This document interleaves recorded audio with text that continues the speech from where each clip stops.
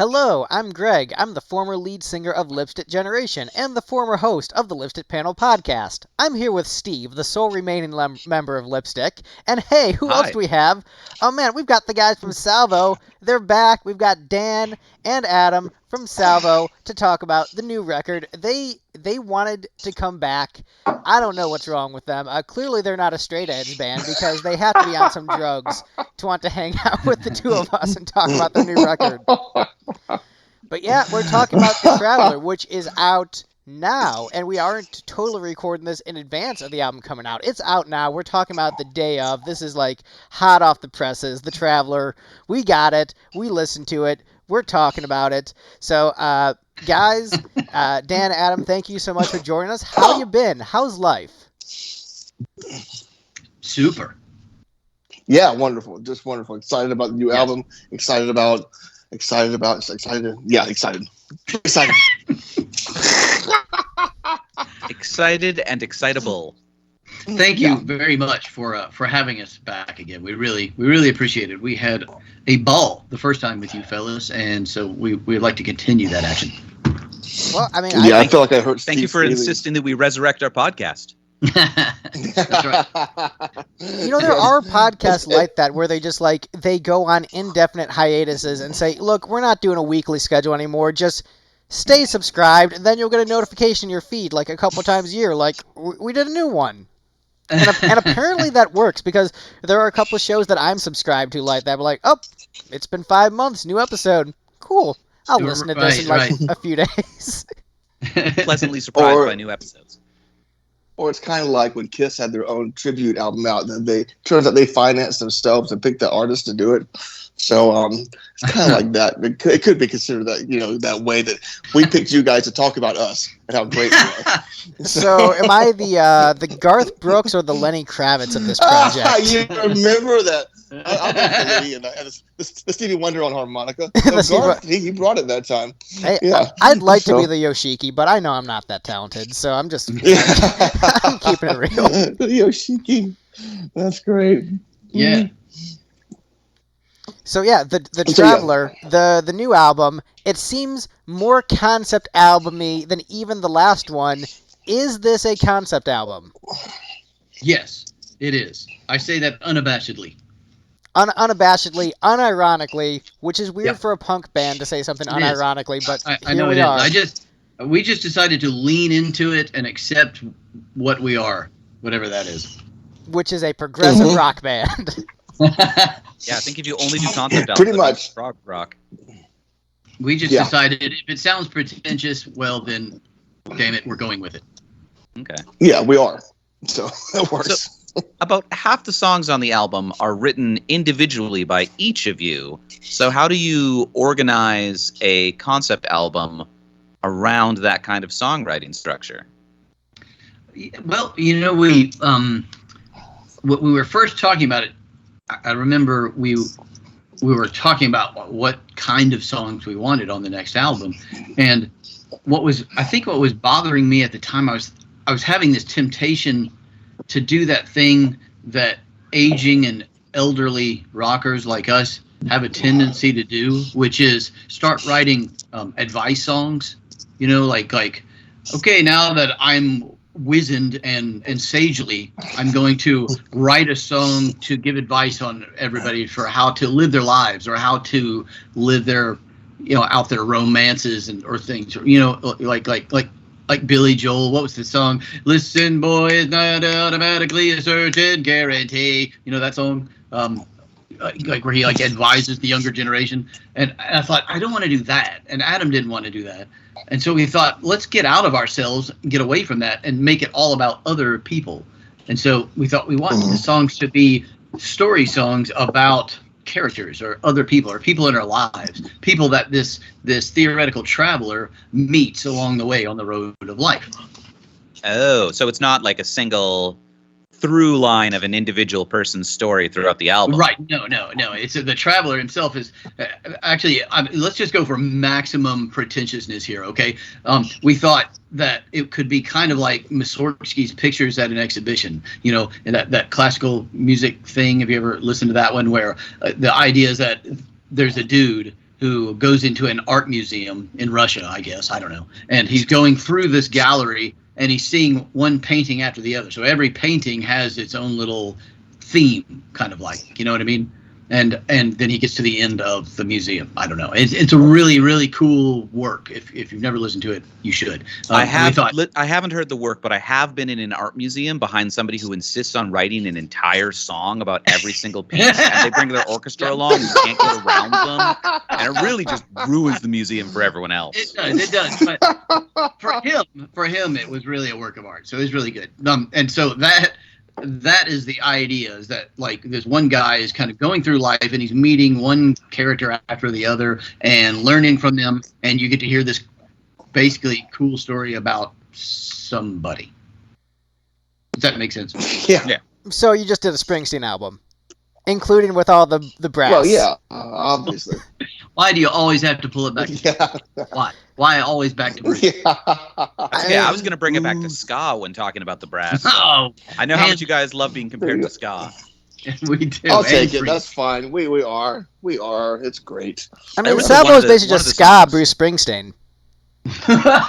God, you just made me spill my coffee. I was listening to it again this morning, and we got to one of the songs. Was like, oh, you know what? I hadn't noticed this before, but these horns are straight up ska horns. True. That's true. We're not like diametrically opposed to ska. You know that. You know that. Right. Right. You guys, you always used to call your pain punk with trumpets, right? I think so. Yeah. I think that's one of the many Yeah. clumsy handles we tried. Yeah. So punk with trumpets, and at some point, those trumpets just turned into straight up third wave ska trumpets. Yeah. That happened on this album a little bit, I think. But I feel like you guys are old and grizzled enough that you're okay with the idea of like, yes, we dabble in any genre that we want, and sometimes that means we sound like genres we used to resent being called as kids. Yeah. Sure. Exactly. Yeah, exactly. I'm a parrot. Yeah.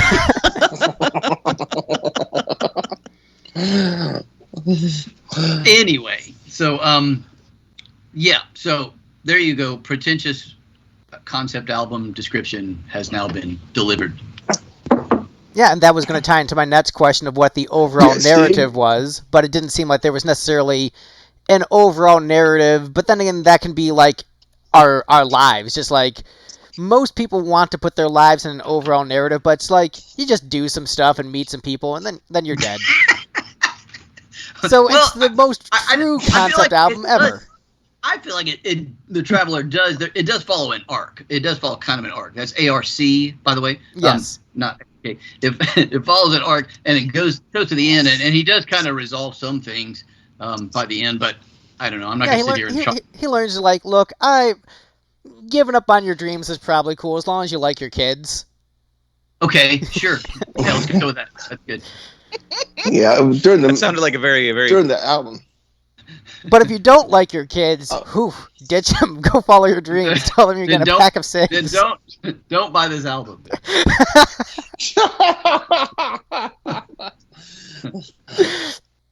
I'd say that the album, Dan had an idea on the storyline, or not, but he told me that it was a concept album involving a person and characters, and the songs would be kind of standalone. They're trying to be standalone songs. Do you so feel lied to, Adam, at this point? Do you feel lied to? I feel like manipulated. You feel manipulated. I feel Just like- say. I feel manipulated, and I'm so happy about that. I couldn't be happier. Good. We're still friends then? Songs and this, I felt like the what? Sorry, there was a silence in it the felt call like- after you said, "Are we still friends?" Then I just started laughing. No, I like how the album came together once we kind of started putting songs in order and said, okay, that's a good direction for the Traveler to have, you know. We didn't use any of these words when we were talking to each other. Of course, we were speaking grunts and movements, but yeah. So that's why there's songs that kind of tie the story into together. So to Because we speak. talk to each other in grunt? Yeah. Like boo-boo? Yeah, we just grunt. I'm grunting. Can we just go back to grunting? Sure. This is- That makes I for a can't great explain this. podcast when people just grunt for 2.5 hours. Isn't it? Grunt, grunt, traveler, repeat. Yeah, it works. That's right. So Okay, songwriting-wise, this seemed to be about like a 50-50 album. Is that how most albums are? I think when talking about previous records, there seemed to be like a little bit heavier emphasis on Dan's songwriting. So is this like a new dynamic, or just sort of happened that way? That I was like, I just I got a think shit ton of songs, man. So I guess that's the record. I think that's kind of how it happened. Yeah, yeah. yeah, Adam, yeah. I Adam, think we Adam has like reached an all new explosion of songwriting here. Like, I mean, not only for this album, but also he's just released a solo album at the same time. You mean a month ago he released a solo album? Yeah, Okay, and so it's came out. Yeah, yeah, he's very prolific. That Adam Guthrie. yeah. My writing was pretty much crap before this. And, It was. and now it was utter crap. And now it's gotten better, and I like it. And I think I'm writing strong songs, and I wouldn't bring songs to the table if I didn't think they'd be worthy of Salvo. So, and I don't know. I defer to Dan on most of the stuff because I like his writing too, obviously. Oh, Adam, we're still friends. Yeah. We're still friends on air. This is great. This makes for a wonderful podcast. Yeah. I mean, Let's just talk about how we like each other. if the band broke up over a podcast, that would be like pretty good content for us. I mean, I'd be pretty bummed that you guys were broken up again. would you blame yourself for Steve, I'm facilitating it? Yeah. I'm curious for which song you you heard the ska horns in, because I have one, but I don't want to say. I thought Jack Lantern Style had some ska horns in it, but if there's another one, then I'm all ears. I want to claim that. I'm trying to remember. That's I thought it while I was like intentional. washing dishes, and now I'm trying to remember where it actually was. I think there's 15 might to have been. buddy. It was somewhere in the first half. It was around Jack o' Lantern. Okay. Yeah, because that was an accident. That was just kind of a syncopation thing, and it turned out to well, this has a nice. When you see Chris Johnson play the sax on it, he has a nice head bopping way of making it look like ska. He makes it look like ska. I'm actually looking at the list right now because for a second I literally could not remember what songs are on this album. Yeah, So there's weird. a lot. Oh, yeah. That's Okay, a I got yeah. it now. Oh, it's that album. Yeah. All right, I'm here.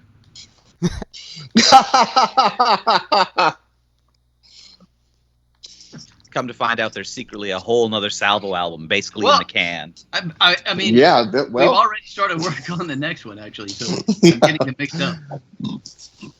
yeah, I mean, that's true. That's we have fair. to hurry. You know, we're aging rapidly. When Yeah, Lipstick we was have- working on our third album that never even got released, we still had written a ton of stuff for our fourth album that we were just sticking in the back burner. Right. It doesn't stop. Like a lever has been thrown. Oh yeah, Yeah, now's a yeah, good time to pitch the GoFundMe. If we get $10,000, we'll record that self-indulgent concept album. It worked for us. So Right? yeah. Well, the trick is, one band on this podcast is a legendary, well-respected band, and the other band is our band. This is true. I keep hearing about this level of respect that came from Pain and now Salvo and stuff, and I really appreciate that. That really is news to us. That we're very humbled. We're doing a show in Winston-Salem over Labor Day, and it is totally fan-based, fan-produced show in our honor, and I still don't know what to think about that, man. I am just thrilled to be able to be doing this, especially at this age. We were asked a while back how we felt about recording and stuff at this age, and we think about it. And actually, I couldn't have done this any other time in my life. So I'm really happy to reap the rewards of our grand success. And I really, really appreciate the flattered, humbled. I mean, it's a cool place to be. I know a number of acts where they are legends in their own right and have like a bunch of influence on other bands, and other bands think they're the shit, and so they don't necessarily they aren't like the how do I put it? Like they're not like a Bachman Turner Overdrive where they have like their couple radio hits that are like going to be played to the end of time, but their impact in the Right. industry is still felt. And so that's basically Sure. where I put you guys.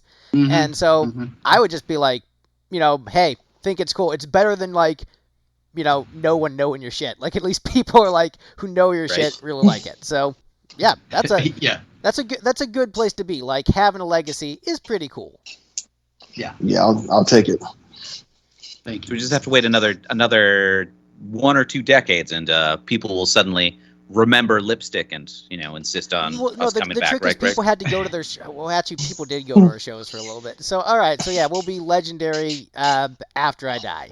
Anyway, Probably would have helped to tour a little more too. I mean, I still get random that's messages from fans from, like, across the country who are just like, oh, man, I loved you guys. You guys were so cool. Whatever happened to you? And just like, we ran out of money. Right. No kidding. Yeah, that's the truth. That's what happens. Ran out of money. Couldn't pay the For hired most guns. people, Then for it just everybody. stopped being a thing. Yeah. Yep. No, I understand that. Oh, who's raising their hand on the Skype call? That's me again. Oh God, is it? Oh, good. Sorry. You can just interrupt us. Yes. I'm putting it down. Did you have a question about the DEI training? No. Oh, I just raised it again. No, I didn't. I'm sorry. Oh no, I can't stop raising my hand. Do you have a Lower question hand. about the DEI training? Why is it entirely run by white men is not an acceptable question.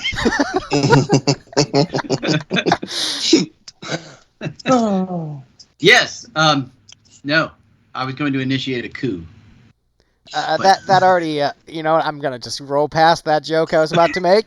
Anyway, so let's go through these songs, transitions. Yes, let's do that. So we're not doing a ranking because we thought that'd be potentially awkward with a new album and just the potential savage beatery that might have happened. So to avoid bruised egos, we're just gonna go in order. So let's start with track number 1, Traveler. So obviously it is the opening salvo of the album. Are you Yes. are you ranking now? I mean, are you about to savage us with? No, I'm not. criticism? I'm not. No, ranking. you can. I want you to. I'm just saying. I'd should have to should think I about shut it. up and take this? We should shut up, shouldn't we? And you Well, the just trick talk. is we're just savaging these songs in no particular order now. Right. Yeah, We're just going through the album and discussing it. So Okay, Let's- just You random guys chose jabs the to our order face. that we destroy them in. I see. Okay. Yes. Okay. Bring it. it really was just like an open floor to discuss the song. I mean, it's a short intro song. Right. You're confused. No, I'm not confused. I'm trying to. You're This angry. one I don't have as much to say about. It Okay. didn't floor me. I liked the last album so much, and this was just sort of like okay, I know this is the beginning of a concept album. It's fine. I mean, Yeah. It's it's often like the thing As long with as you say concept album. As long as you Right. call it a Yeah, concept the album. concept you album get gives you, like, everything. 90 seconds at the beginning that you can just do whatever you Do want, it. and you just claim you're Exactly. introducing the concept. Exactly. So you can't judge me. I mean, but that's basically like what it is. It's just like, look, you're about to listen to a concept album. This is the introduction to the concept album. So it's like it's the mini song that leads into like, okay, but then like here's like the more energetic opener. So It's the equivalent of the scrolling text at the beginning of every Star Wars movie. Right. I'm You're a long laughing time at ago the in a fact galaxy that far, far away. you realize that I'm just laughing thinking about the flute player, the flautist that had to play the key of B, and as the song's slowly getting panned. I love that all that hard work in the results kind of whatever. Make with the fun. Maybe Go that's ahead. the thing. Is like if we got Jackie in here, they'd say, well, that was your problem, is you made me play in B. Had this been in like the correct key for flute. Oh, she was Right. great. She's like, yeah, dude, that sucked, man. That's what she said. well, see, It was hard. there's nothing But on the she nailed album. it. Nothing on the album that sucks. But there's just like some stuff I'm not as hot on, and so this is one of the ones where just like Yeah, sure. it's like Yeah. all right, it's fine. It's the opening credits. Good thing the opening credits isn't the best part of the movie, unlike Star Wars, which the opening credits is often the best part of those movies. Oh no. Oh, actually. Okay. Oh, sorry. Go ahead. No, I was just going to say, so the Traveler is now on the floor bleeding. I was going to say, I actually did like this one. The Traveler's okay, like good. Hitchbot. He went to Philadelphia and got mugged and decapitated right at the beginning. Like, yeah, obviously it's an intro track, so it's not as, like exciting or necessarily engaging. It's just sort of there to like whet your interest as you get into the album. And like I would say, as far as that goes, across the Pain and Salvo discographies, I'd say this is the second best example of that. Second best. Okay. I mean, So maybe we don't open with it. I feel like it would be very optimistic to assume that you guys will ever top Juice into Right On. Just saying. Yeah. That one's really top tier, but like this is this is a good like here's the album going, here's the main character, setting out on his journey. Yeah. Okay, cool. I can live with it. Yeah, I love it. Second best is good enough. I'm thinking now that maybe when we open our tour, we don't open with the Traveler, Dan. We start with. I think it would be a good opener live. I'm joking. I think I could sense it being a good opener live. I can see like the excitement in the crowd working in its favor. So me, who might not be hot on it so much studio wise, I think live I would actually be much more excited about the song. Okay. Yeah. Good. Do you have any comments on Wait a minute. it? You are allowed notes. to comment. That's why why you're here. I just have to write this down. Allowed to are there two L's in allowed to comment? Got it. Okay. Great. Go ahead. I mean, the goal is to see like if you guys will pan your own or each other's song. That's the I know. That's the best way to promote a new No, record. Is be like, you know what, this song it isn't that good. You can skip it. Skip it on the streaming. And I want to be like Wayne. Adam and I are like we are like super cheerleaders for each other. I mean everything. Except in rare occasions, we're usually like, "Wow, man, that is great! You're doing so great! I love it." I think of every album is like fragile egos. We have to do that with each other. Well, do you remember when Wayne put out the album Chocolate and Cheese? They just raved and raved and raved about it. They talked about it and they talked about this is the best album. You've got to buy the album. The next album they put out, White Pepper or whatever it was, or one of the albums between them, they said, yeah, the last album wasn't that great. We had to go tour behind it. We had to go get every press junket and stuff. But this album, I promise you, is really the best album we've ever done. And this is our crowning achievement, And it probably, I don't know if it was or not, but so I'm going to stand by everything. I saw somebody put together a compilation once of Rivers Cuomo apologizing for the previous Weezer album on every new Weezer album released. Oh, that's so wonderful. Yeah. Oh, that's so good. Hey, actually, you just brought up an excellent thing. This has been on my mind lately. You actually just brought by mentioning Mr. Cuomo.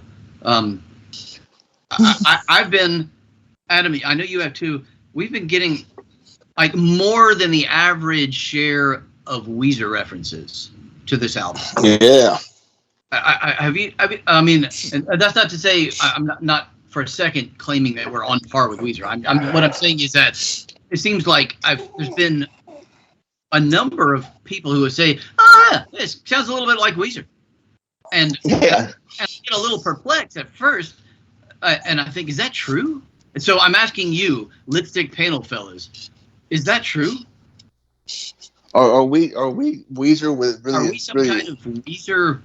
Really into film scores? Yeah, are we into film scores and Weezer at the same time? I don't know. I really only am super familiar with Weezer's hits. Right. Yeah. Right. Fake punk fan, the hair metal guy, is also not a super Weezer fan either. I like Beverly Hills, the song that everyone hates. Because it sounds like a bro party song. I am a real pretentious nerd rock guy, so I'm like, why does everyone like Weezer when they might be giants are there? Yeah. There you go. Yeah, I actually know They Might Be Giants better than Weezer. So I mean, I don't know. Weezer, like, they're fine. Actually, no, they did that song on Frozen too. That was pretty good. So Oh gosh, I didn't know that. Wow. I didn't Wow. know that. That's something. Okay, so you don't think this album sounds like a Weezer album? it does not sound like anything from Frozen 2. Okay. There we go. That I I can don't think it sounds like a definitively Weezer say that. album, but I haven't listened to an entire Weezer album since Pinkerton. I haven't Oh, I listened love that to an album. entire Weezer album ever, so it might be exactly like Weezer. I have no idea. Right. Okay. Okay, so Traveler sucked, and now what about the second song? Sing a song. The second song. So this is the.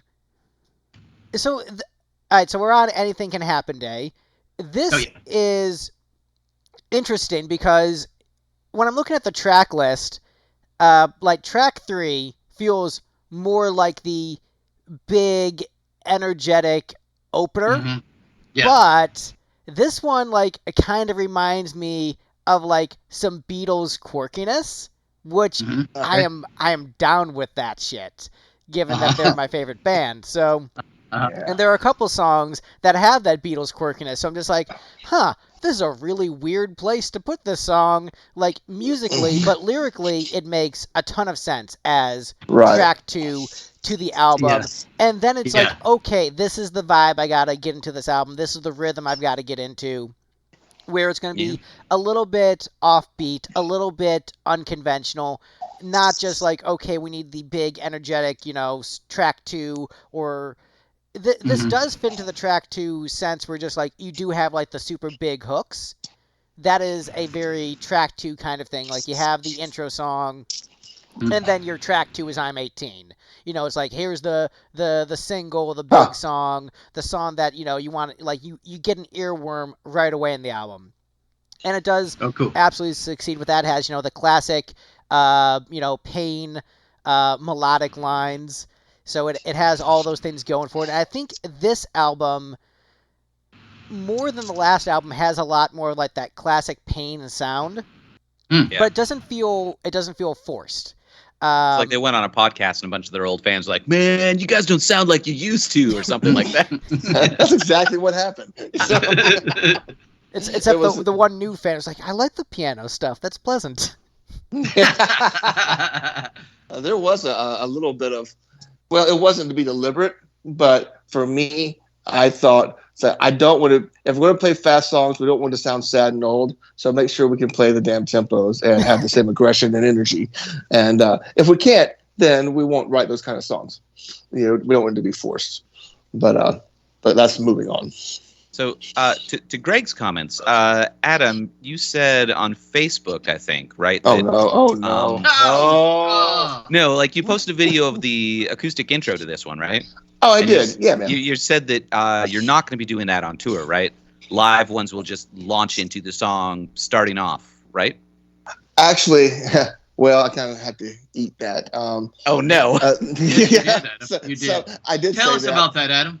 Well, it was my idea to have a radio edit of the song. I can't believe it. We thought there's this F-bomb in the song. I thought, well, if we're going to get fined or anybody gets fined, let's just do a radio edit. And while we're at it, we'll just lob off the first part of the song because that's fun.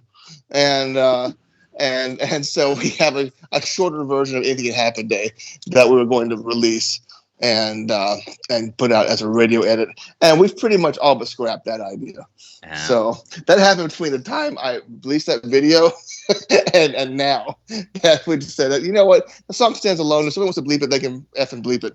But we're not going to. It was weird to hear you guys say the F word. Yeah, wasn't it? Yeah, I know Dan, and I think that's the second time I've heard him say it. So that was on the same album with "The King of Love, My Shepherd Is." You're like, let's drop an F-bomb. Well, it wasn't the same song, you know. Because I can think of a lot of places that could go, and no, he's really good at cursing when he wants to. He really puts it. It doesn't sound like a swear word to me. It sounds necessary. Like I can't think of another word that would fit there. Not camel or sheep herder. I can't think of anything that works besides fuck. So there you go. Yeah, there you have it.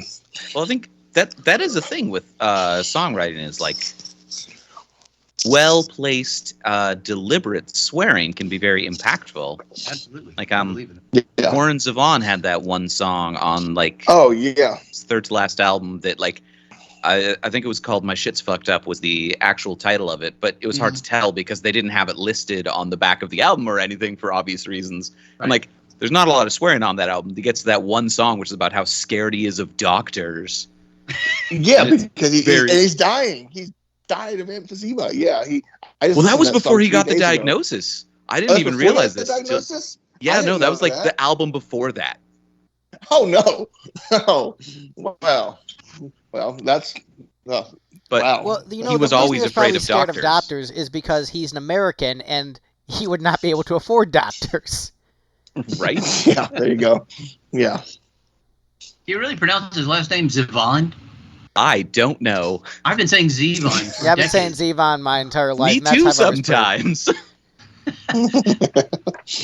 I also don't know how to pronounce our vice president's first name. I know. I always have to stop and remind myself. I can't remember either. Oh, I mean, Yeah. it's pretty easy because of her. I don't know if it's still on her Twitter, but she used to have under her Twitter bio Mamala. Oh, okay. There you go. Oh. You know, It's Kamala. yeah.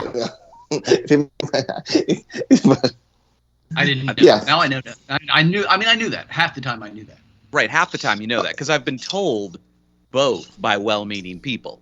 Well, I hear intelligent people screw it up all the time, and I just so now I don't know what to do. But now you've Right. cleared it up for me, so thank you. So, Dan, we haven't heard your thoughts on Anything Can Happen Day. Oh, oh gosh, Adam, we should give them. Yeah.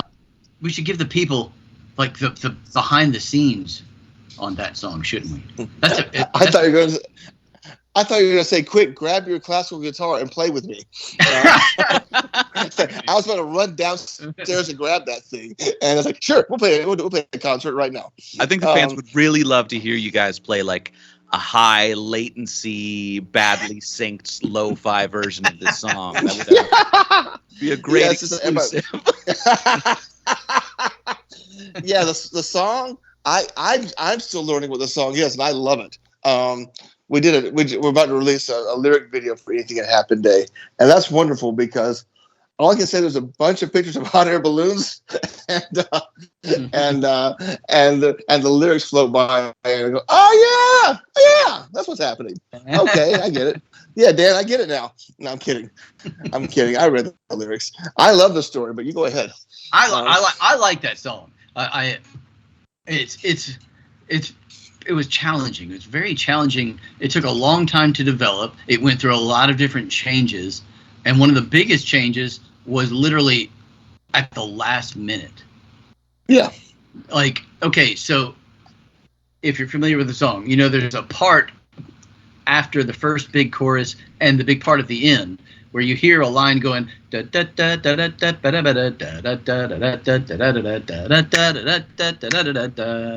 thing, right? That part. Help me out here. Yes, and then it goes into he's never going to understand what the yeah. Okay. Yes. So it's that part, right? I had originally written that. I meant for Mr. Christopher Johnson, master saxophone player, to carry that line, right? He would carry the line, and that would be like a dance part. Like, oh, hey, everybody starts snapping their fingers and swaying their hips. This is a fun part. Well, it all got totally blown up and screwed up in the studio. And so at the last possible minute, nothing was working. Nothing was syncing up right. It was all screwed up. And so I just sat down and I said to our engineer, Les Newby, I said, we're going to completely lean into this. I'm going to make this part like this super rad 1980s silly synth explosion thing.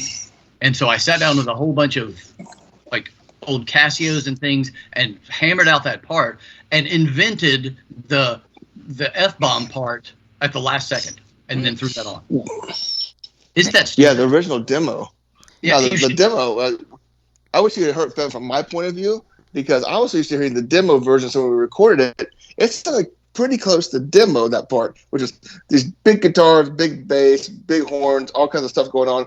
And when Dan heard it, it sounded, I didn't know if he was working confidence, but it was a lot going on. Like he said, it didn't quite sync up. And he said it's horrible. I had to change this. Terrible. And we're texting back and forth. I'm like, sounds good to me. What's wrong with it? And Dan basically wrote back like, are you insane? Yeah, it's like, did you even listen to this? You know, I mean, that's how it came across. So then he stays up that night and just weary as hell and he goes for it. And he sends me just a bare bones of just the boom, boom, and my guitar going, and then the only part on there is here this keyboard going, and that's like at 1 a.m. It's like, there, I did it, genius. And I'm like, what the hell happened to the song? And then later he added stuff into it, and that's my favorite part of the song. But yeah, what I'm saying is I'm not afraid to follow Dan Lord into battle here. And but that was a beautiful moment. But I just picture Dan in his room just like with suspenders on and really high rainbow stockings, kicking it up like Richard Simmons. And it's like he had a really good time doing this, but he went for it, really swung for the fences. And so I'm so happy there's on like the album now. behind the scenes of that song. That song nearly just train wrecked itself right into a pit, but we managed to rescue it at the last second, and so there it is, and it ended up with an F-bomb on it, which I was not planning on. I mean, the synths are very so cool. I like that. I like that addition a lot. Yeah, I would say actually the me too. instrumentation is probably my favorite part of the album. Just a lot of like the instrumental choices. I like a lot of like the different musical interludes where just like the brass and other instruments sort of take over. And I do like, I'm trying to remember which song it is, but one of the songs, I don't think it's this one, but it had like synth tones that sounded like this weird like 90s Tamagotchi video game for the PlayStation 1 that never came to the United States, but I played a demo of. I'm like, oh shit, it's the Tamagotchi's keyboard. This is awesome. It's so specific. I mean, it is very specific, and I had no idea what I was doing in that game because it was all in Japanese, but my Tamagotchi didn't die, so I guess I did all right. But it sounded like that, so there's This is stuff the one like where that you in this went around album. harassing Tamagotchis until they showed up at your house, right? Yeah, you would like go find a Tamagotchi and like dance for it, or like try to play a game, and then if it liked you, it would just follow you home, and then you just like, all right, don't die. That's why I think it was in Japanese. I had no idea. But anyway, so the fact that it reminded me of that thing I might never ever experience again in my life unless I go on YouTube to look up the soundtrack, brought a smile to my face. So this album did that unexpectedly. Okay, anything can happen today. I think we've put that one to bed. Yep. The song, so I was trying to piece together the plot of this album, thinking it was all about one or two main through characters. And this song was the one that really gave me the vibes of, so this is like the comeback 20 years later. Oh, this is the song about the dog on the album because he wants his belly rubbed.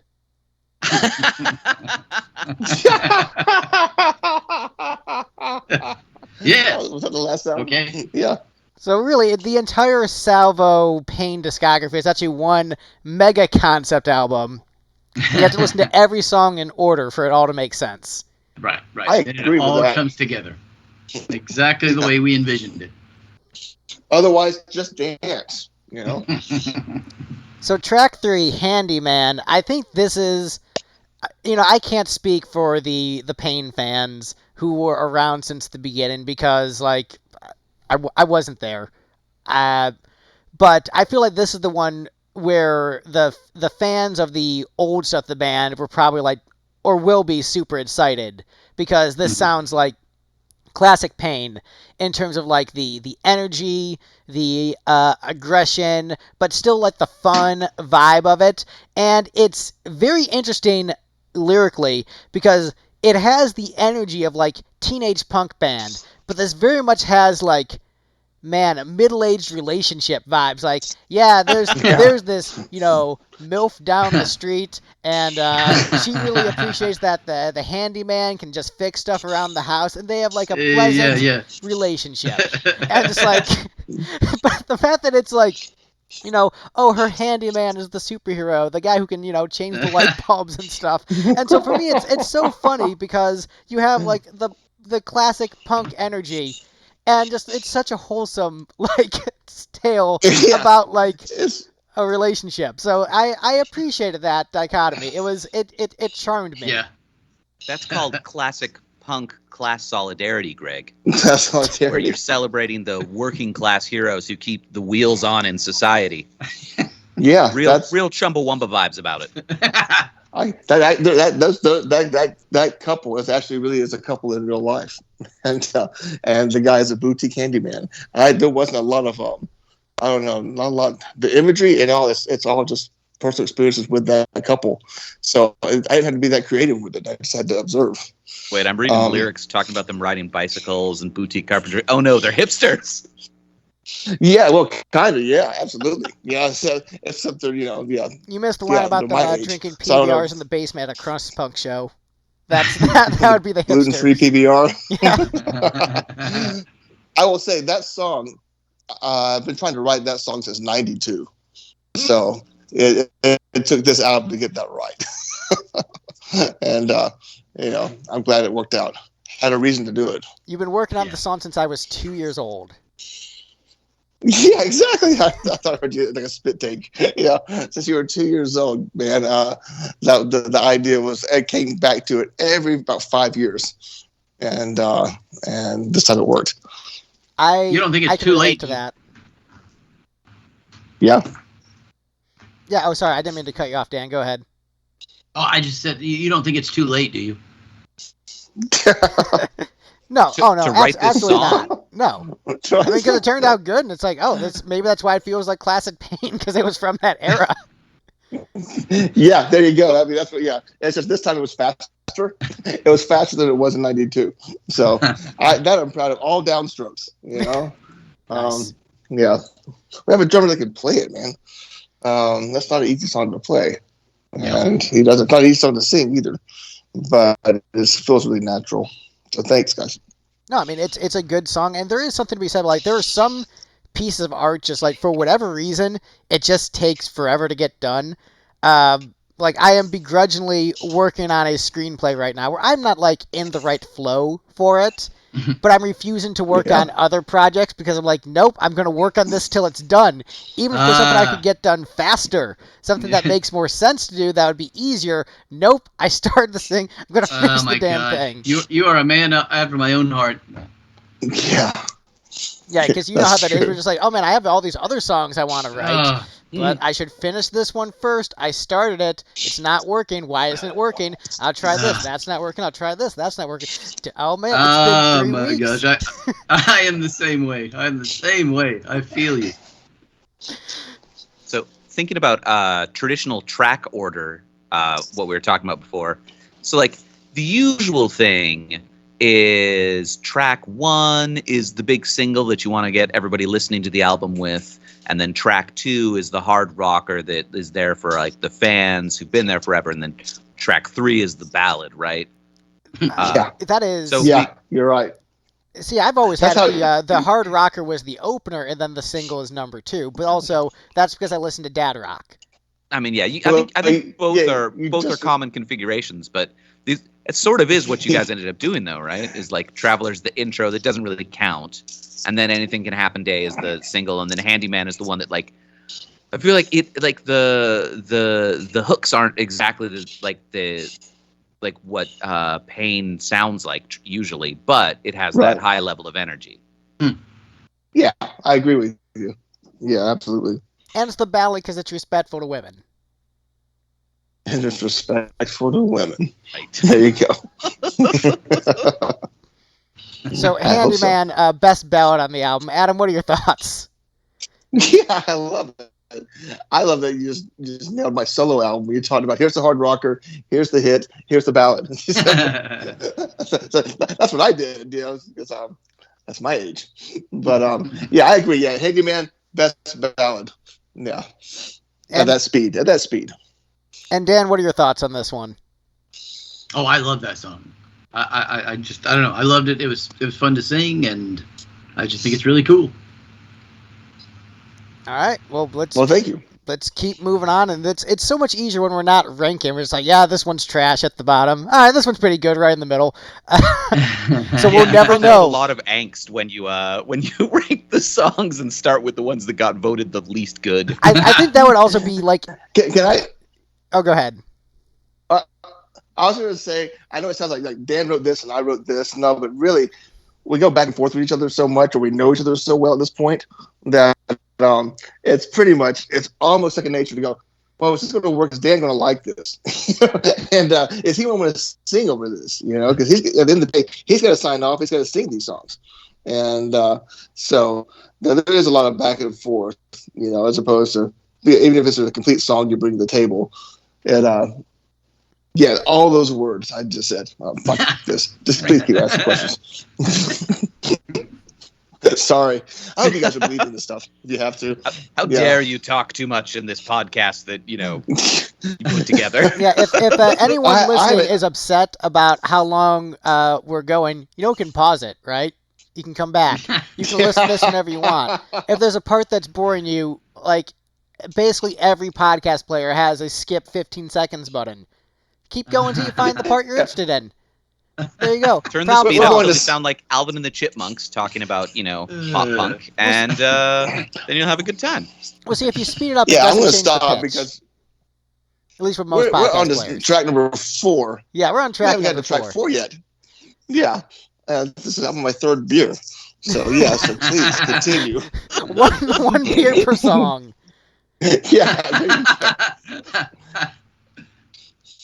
All right, so never been good it's at that. It's a 15-song album.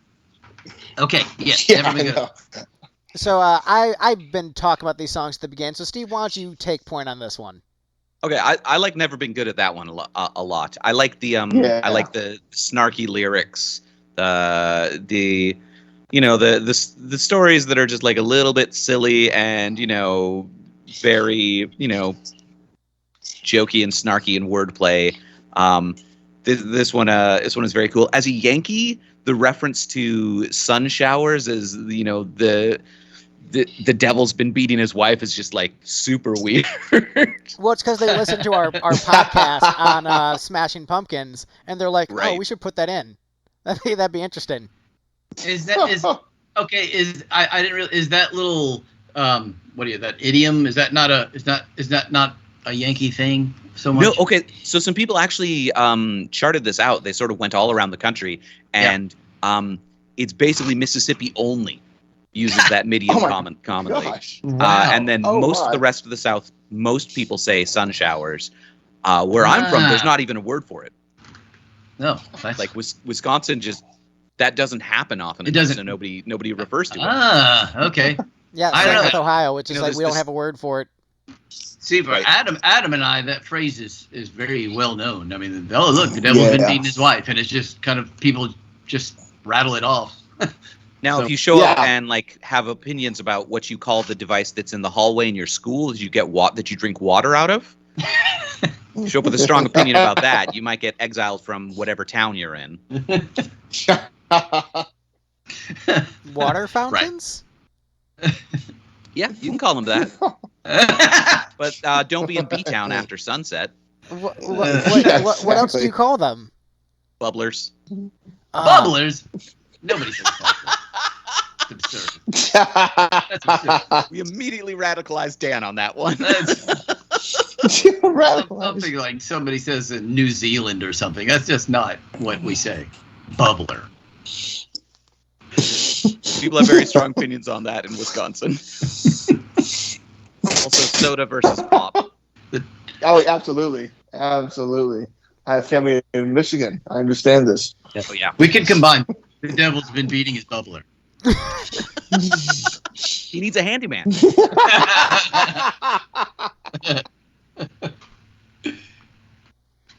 Okay, so yeah, aside from wife beating, the song I feel this you is, feel favorable about that song. I feel pretty. This is another one where it does feel like this album is really giving you the classic Pain vibes.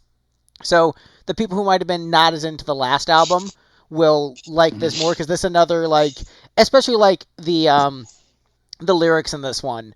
Like the lyrics, the music, like it's all just it's giving you the pain feels, and so I think it's definitely satisfying in that response. Like it has the right amount of sarcasm, the right amount of snark, clever lyrical references, good hooks. I really don't have I don't have really nitpicks with it. So it's just it's another like solid, fun song that exemplifies what the band is good at.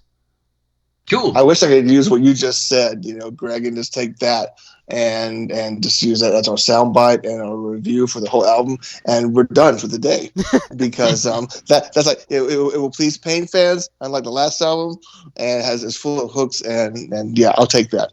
I think we're good. Isolate we're good that now. quote. We're good now. Get the sticker. Put it on the CD. He kind of said. Right. Fans of Pain will like this one. Some guy boom. named Greg.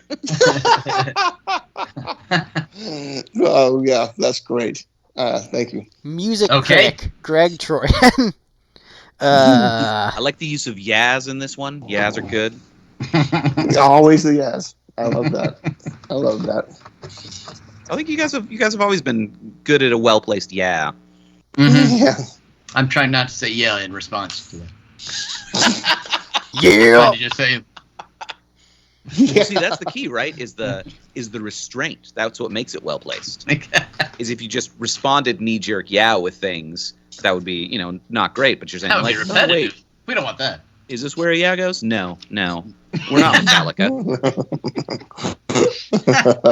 This is where we drop a reference to Greek mythology. Thank you very much. That's right. Thank you very much, Persephone. Oh shoot! I thought it was a Percy Jackson reference. Take that, nerds. I should have just said bubbler. Did Hannibal show up in the Percy Jackson series? I don't know. Yes. Anyway. But yeah, do we have any other comments on this one? Anything you guys want to say about this track in particular?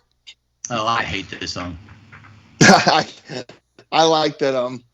Just as a guitar player, the guitar part was actually the keyboard part, as you can hear the piano part of the song.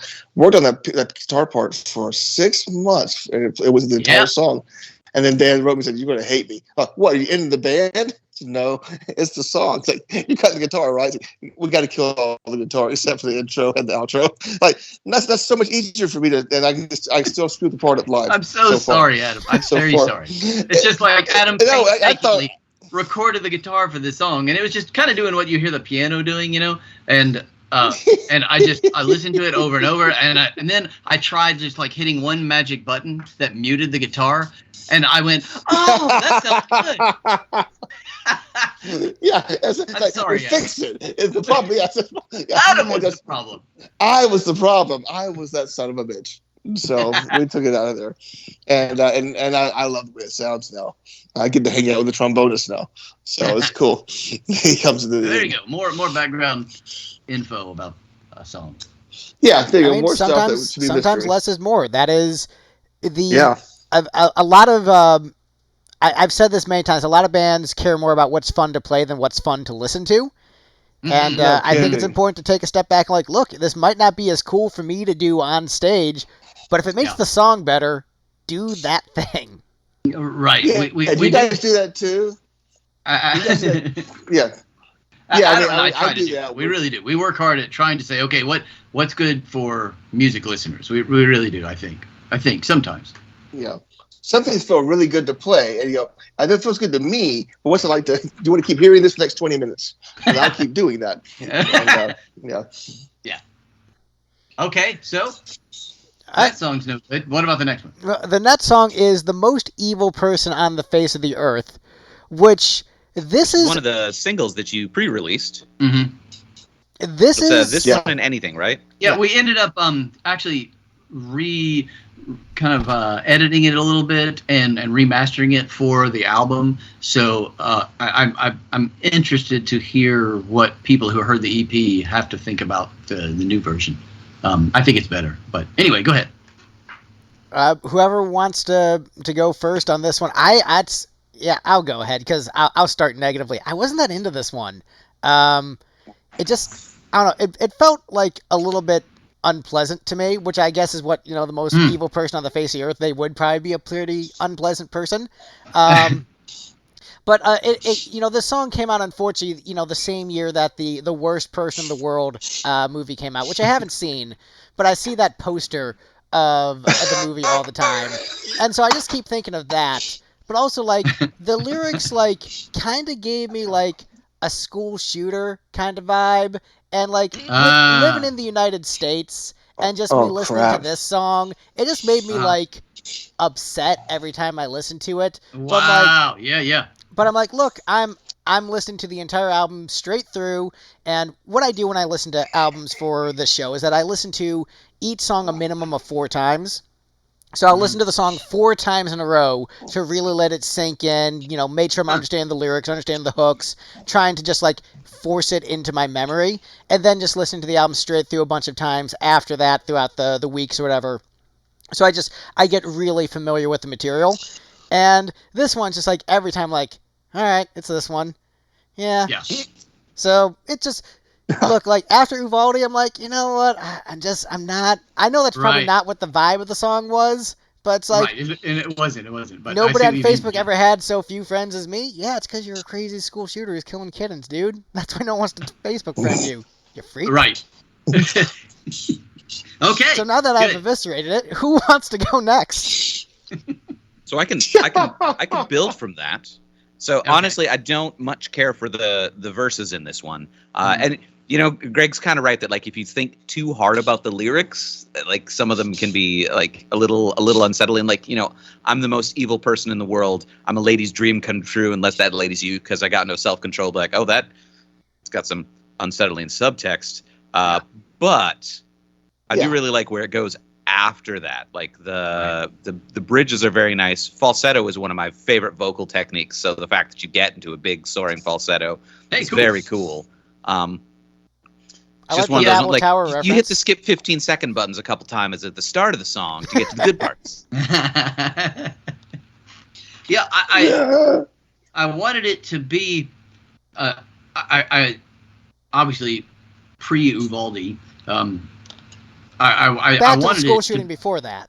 Right. I wanted it to be a song about how pathetic evil is, even though it seems to kind of be holding all the cards a lot of times, Yeah. And really, I had an idea of, the little boy in the song and the evil person are actually the same person, and the stuff that the evil person is rattling off about in the verses are like the 7 deadly sins. You can kind of isolate them all, and the little boy is trying to escape from that, just constantly trying to get away. And so by the end of the song, he succeeds.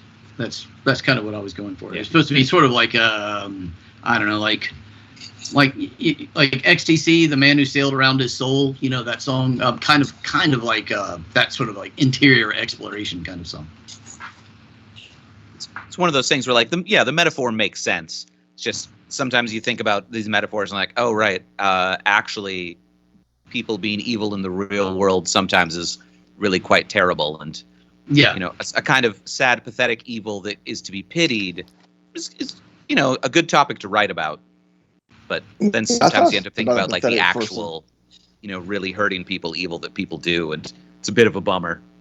Oh yeah, to put it mildly. Yeah, no, I didn't want to give the impression that it was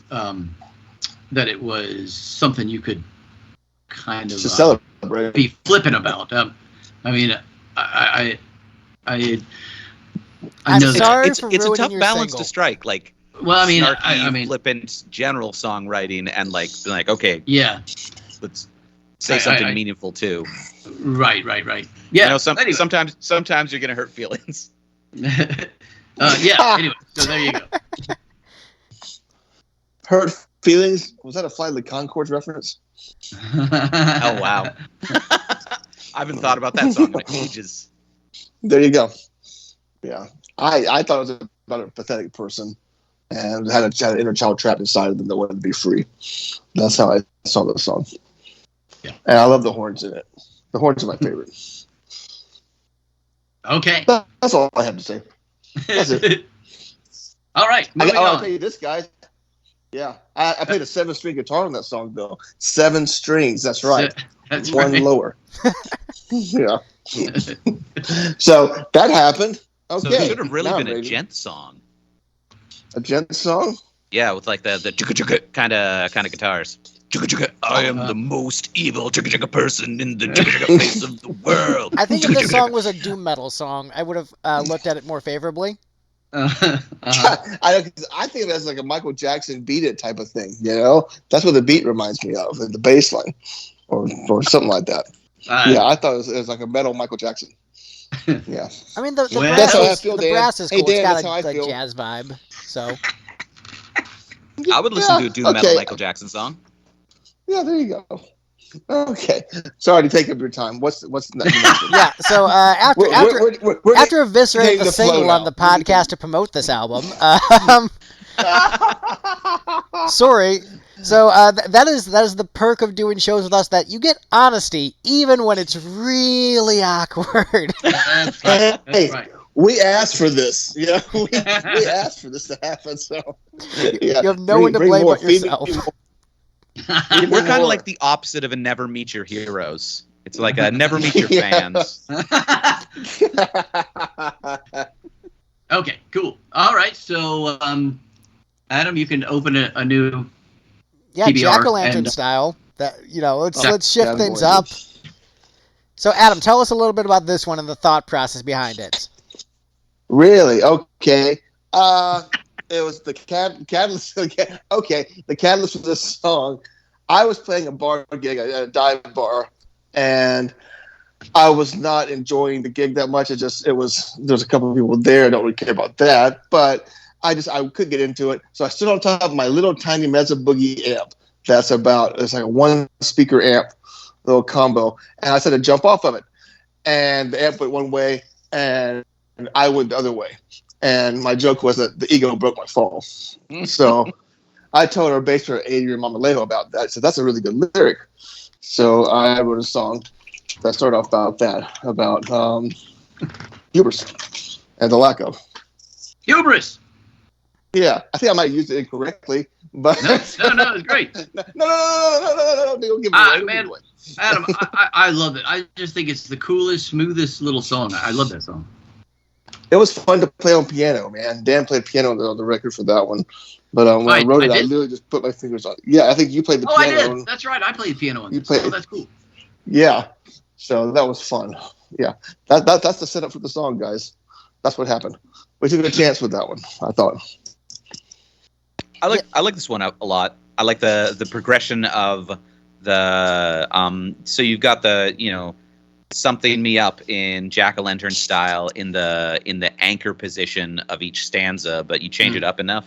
Like I like that you have that progression of what you do to a jack-o'-lantern getting increasingly bad as the song progresses. Yeah, that's pretty much it. Yeah.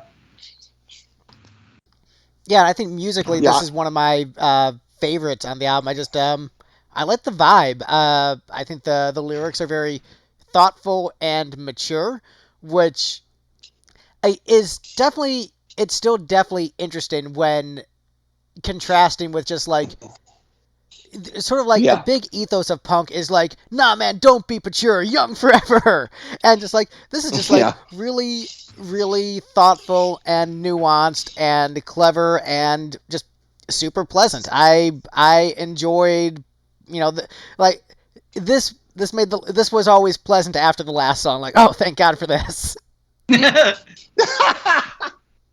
Sorry. Oh, it's funny. It's pleasant. It's fun live, and I didn't know how it would go over, honestly, because if we had to be compared to something that Pain did, then it wouldn't fit on one of those albums. But now that we're Salvo, it's liberating. Now it's just a Weezer song. Now it's just a Weezer song, so we can live with that. It used to be Green Day songs, so now it's Weezer songs. I feel like you have the precedent with Excalibur. Like this sort of seems like it could be in a similar vein to that one. Oh, all right, yeah. I wouldn't call it like a, it's an apples to oranges scenario, I think, right? Like Yeah. if most of the Pain discography is cheeseburgers, then Excalibur was an apple over there, and then this is an orange. So like, well, okay, these things fit together. Yeah. Part of a well-balanced diet. Well, cool. Can't live on cheeseburgers all the time, right? Right. Exactly. Okay, that's a good one. So next up, this was one that was very obviously written by the guitar player in the band. Cry at Will, that's on the list. This just screams, Yeah. I am a guitar player and I Yeah. wrote this song. Adam, tell them that instrument. Tell the world what that instrument is. What is that thing? It's a balalaika. I'm sorry, say that again. It's a Russian balalaika, Balaika. It's a Russian 3-string triangular instrument. It looks like a triangle. And like in the Beatles song, you hear those balalaikas ringing out back in the USSR. It's a Russian balalaika. Greg, will you please say that word? What, balalaika? Yes, Steve, will you please say that word? Say that word. Balalaico. Let the rhythm take you over. Balalaico. Take Yero. Balalaika. There you go. Thank you. Yeah, so I played a balalaika, and it was the catalyst for this. Not catalyst. I gotta start saying that word. It was the main. I did it again. It didn't apply this time. This time it was that was a riff. Yeah. And we went back and forth a good bit with the bass lines and the drums and stuff. But we have an expert drummer, and he brought something to it. To me, the drums are the song. The drums make the song to me. So, and the subject matter is dark, and that's something that we normally don't do. So we haven't done it in a while anyway. So, I'll take whatever you got to throw at it. That sounds good to me. Let's hear it.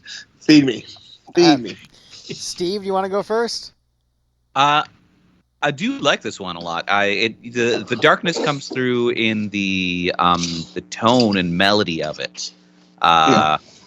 I'm not entirely clear what it's actually about based on the lyrics. I assume it's like self-destruction manifesting in a relationship that goes badly. Okay, yeah, man, you nailed it. Sure. Okay, excellent. Comparing it to the previous Salvo album, this would be the one that I feel like most feels like Keep the Peace in a good way. Yeah. Or Keep My Peace. Yeah. But yeah, what is that? Is that French horn padding things out in the chorus? Or it was euphonium on Keep My Peace, which should have been a French horn. It would have been easier to play, but I'll Cry At Will. That's the trombone, trumpet, and saxophone. Okay, yeah. Yeah. It's all playing pretty low. They're all playing pretty low. Yeah, that's what is going on. Cool. Yeah, thanks, man.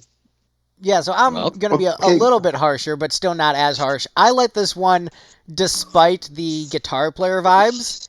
Allow me to explain. As a lead singer, yes. Whenever a guitar player would write a song for the band, it'd be just like, check it out, I have riffs. And it'd just be like, yeah, there's not really a place to sing there, though. That's just riffs. And it's just like, the structure, it's all riffs. And so I'm just like, oh man, I can tell this started off as, I've got riffs. But then it turned into an actual song. Yeah, you know what was hard? What? Yeah, you're right. It was. I tried to write lyrics while playing that riff, and nothing came. It did not work.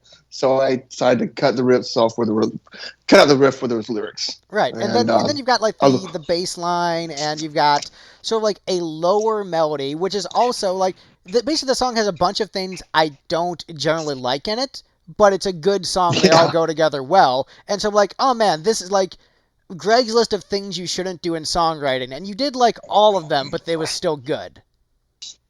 So I can use that too, man. That's a beautiful line. It's just like I'll take that. You did you did it all right because like it's still hooky. The lyrics are interesting. They're well done, and even though I tend to like something that's a little bit more like melodic and brighter, and it does kind of have like that like that very like Eastern European, East Asian like kind of vibe to it. Not East Asian, like Eastern European, like Middle East, like somewhere in between that, in terms of like the melodic vibe that I get from the piece and the rhythmic vibe. It's so well done that even though there's a bunch of things where like it's just generally not my cup of tea, this ends up being a highlight of the album for me. So where I thought I was going to eviscerate, I actually ended up being very positive once the words came out. Cool. Okay. Yeah, it's a cool song, I think, and something to be proud of. So yeah, good stuff. Oh. Right All on. right. Well, we got one. All right. Oh man, we've got this one next. Mighty Old Man. Yeah. So There you is go. this just about your dad? Oh yeah, that's just a song for my dad. Yeah. So I think my favorite part of this is definitely the musical outro. I think that Oh, is yeah. that is fantastic. I dig that so much. Good. Lyrically, it's it's about your dad, and it's about just like I think we all have a member of the family who's just like old, but like tough as shit, and like refusing to like accept that like there's things they can't do anymore. Yeah. Always having the TV on. Shockingly, complaining about the government. Because that never happens with older people.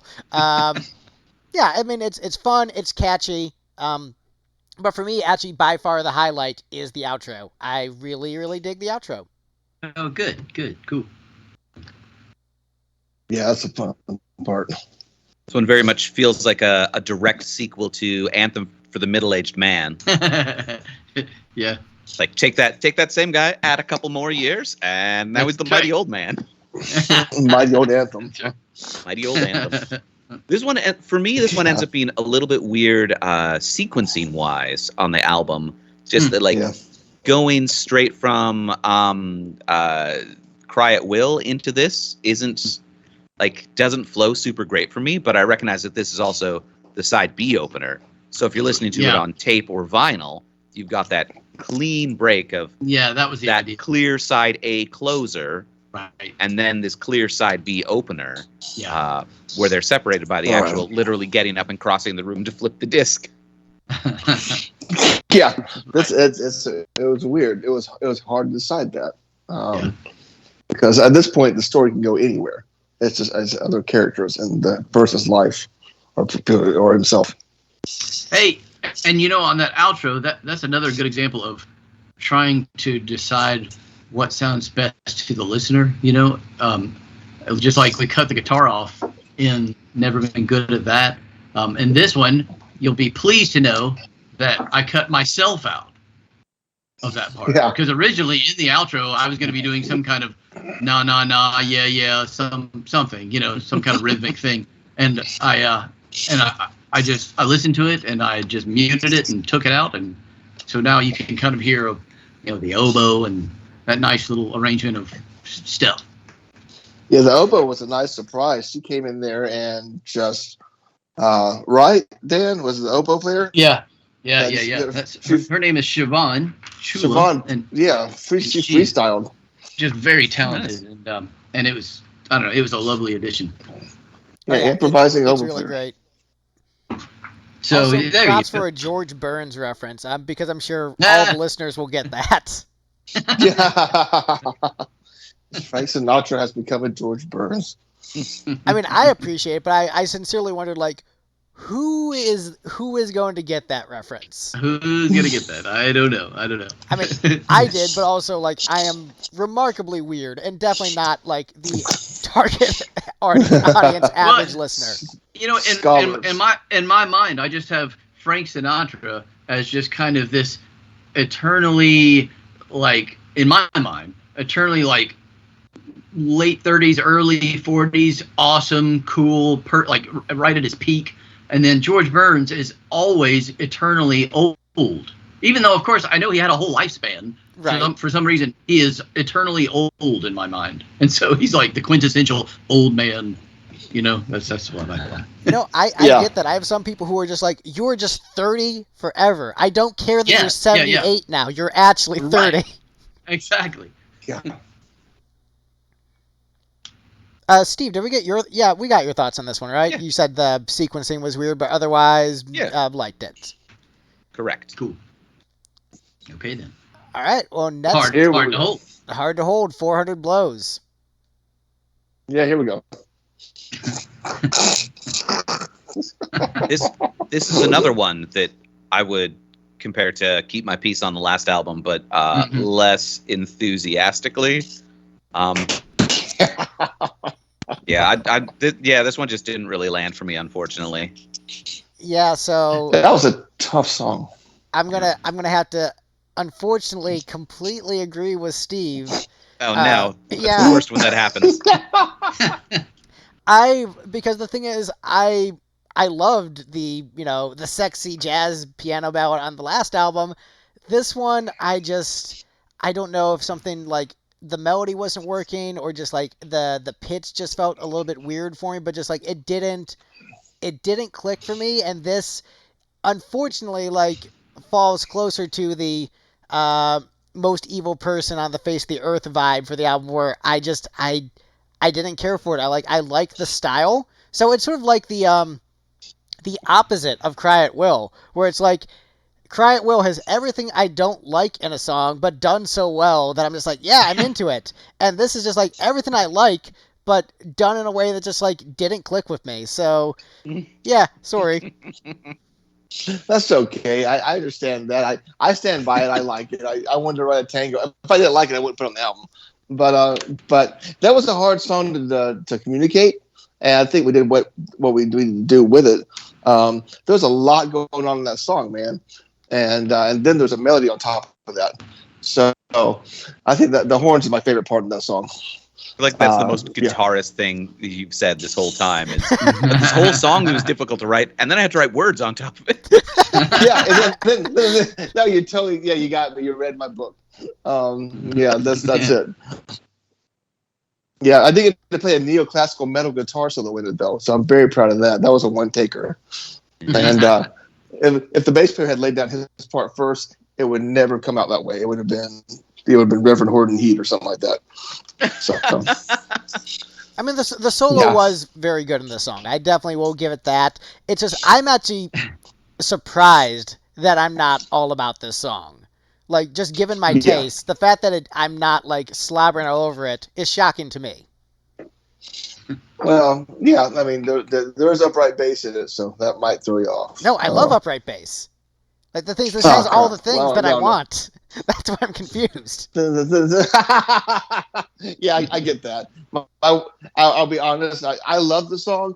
My wife feels I can't say. We haven't put the album out yet. I'm not going to say what she thinks. But I totally get what you're saying. You know, I love her opinion. She probably would like me broadcasting it. So, but yeah, she's kind of on par my with wife that. loves when I bring her into podcasts. I'm joking. I'm not actually doing that. Yeah, no, that's what I get. So don't mention my name, anything, you know. And but buddy, I did. So there I did. Yeah, I did it. So okay, great. So we all agree this is the best song on the album. Yes, best Next song on the album. Okay. Unless Dan, did you have anything you wanted to add? Who me? Yeah. Oh. Well, you know, I'm really not even in the song much, am I? Maybe that's the problem. That's true. There's very little Dan. There's just not enough me. There's not enough you in there. That's what we had to sneak you into the song, actually. That's true. You actually can't hear me if you turn it way up. You can hear me down there. And Adam's allowing me to do something, like sing something. Well, the song was written for Dan to sing, and Dan said, he said, we already tried that with the 1999 live version that we did. We covered Prince. Dan said, I don't do like smoky, sexy stuff very well. It's not really my thing. I can't do it, you know.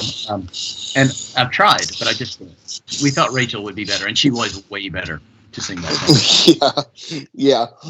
Try to imagine Dan singing that, and then realize why we went with Rachel. And yeah, exactly. Okay, but that's cool. That's cool. I thought it'd be a tough sell. Yeah. All right, so best song of the album, that one, and now is Lost, right? Yes, the best lyrics on the album by far. Absolutely. Worked my ass off on those. I like in the Yeah. lyric sheet you guys sent us. You didn't even include a songwriter on this one. This one has no information; just doesn't exist. Yeah. We just found that out through our label. It's like, hey, at least, we just found that out. We didn't got to include. We know neither of us want to take credit for it. Yeah. Seems appropriate though for the song. Yeah, it's true. A song called "Lost" with lost, credits. It's also, in the instrumental late album short instrumental. It's also the one that I completely forget how it goes every time. Yeah, I dig this one. I think it's great. I love it. But also, I listen to like a lot more like instrumental OST music than you do. Like a This lot is true. more. So like I'm a weirdo who like one of the things that I will do is listen to OSTs from video games and movies I've never seen and just listen to that as like pleasure music. And then if the music is good enough, I'll check out the movie or the video game. And so Wait, for the original concept of this album, we were going to have the theme of Traveler, that musical theme, appear in various places in various forms. Yeah. And that's what Lost is. Adam took a shot at it, and he kind of took the Traveler theme and twisted it around to make it sound like what it is. And we originally had Adam, 6 or 7 of those planned out that we're just going to kind of dot the whole album. That's right. Yeah. I'm glad we did not do that. But yeah, I am too. Originally, we had a handful of different versions of that melody because we wanted to tie the whole album together. But anyway, I would have liked that, but also I don't think everyone else would have. No, so. Exactly. That falls under the heading of pay attention to what the listener wants to hear. Right. And not the one weird listener who's really into hair metal. Like, ignore that guy. But, this is true. Ignore that guy. But yeah, no, I really dug this a lot, but also I listened to a lot of this kind of stuff. My only thing is like, man, I wish this was like 3 or 4 minutes, but I'll deal with it in like one and just listen to it a few times. Yeah. I didn't know if it sounded too much like 9 Inch Nails, but if it does, I'll take that too.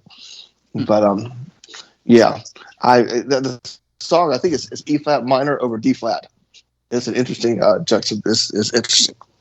So I'm glad you enjoyed it. Yeah, no, it worked super well for me. It's just like it's a little bit haunting, a little bit hypnotic, but still like the melody repeats enough where it's catchy, and just the instrument choices work so well together. It's like it's a great soundscape, but not overwhelming. It's like it's easy enough to digest. Like I'm just like I was just all about it. So. It definitely fit for a concept album. It probably wouldn't fit on any other album but this album. And so while we had it gave us a little more range for this to do that. So that's why it's included. And it sounds Lost. Yeah. Now that we talked about it for 3 times as long as the song actually is. Right. Moving on to Carnival. Yeah. Oh, yeah. So we've got another, I'll use the word bouncy for this.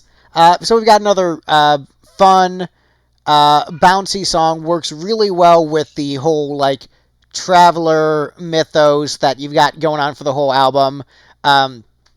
Good dynamic shifts, catchy, the classic Pain melodies that the fans love. No real complaints. Steve, do you have something you want to destroy about the song, or are you generally positive towards it? No, I generally like this one. It was catchy. What are the sort of like ephemeral background sounds in that, like kind of things? Oh, that? I recorded that on my phone, in GarageBand on my phone, I think. Or I just totally just twisted in Logic or something like that.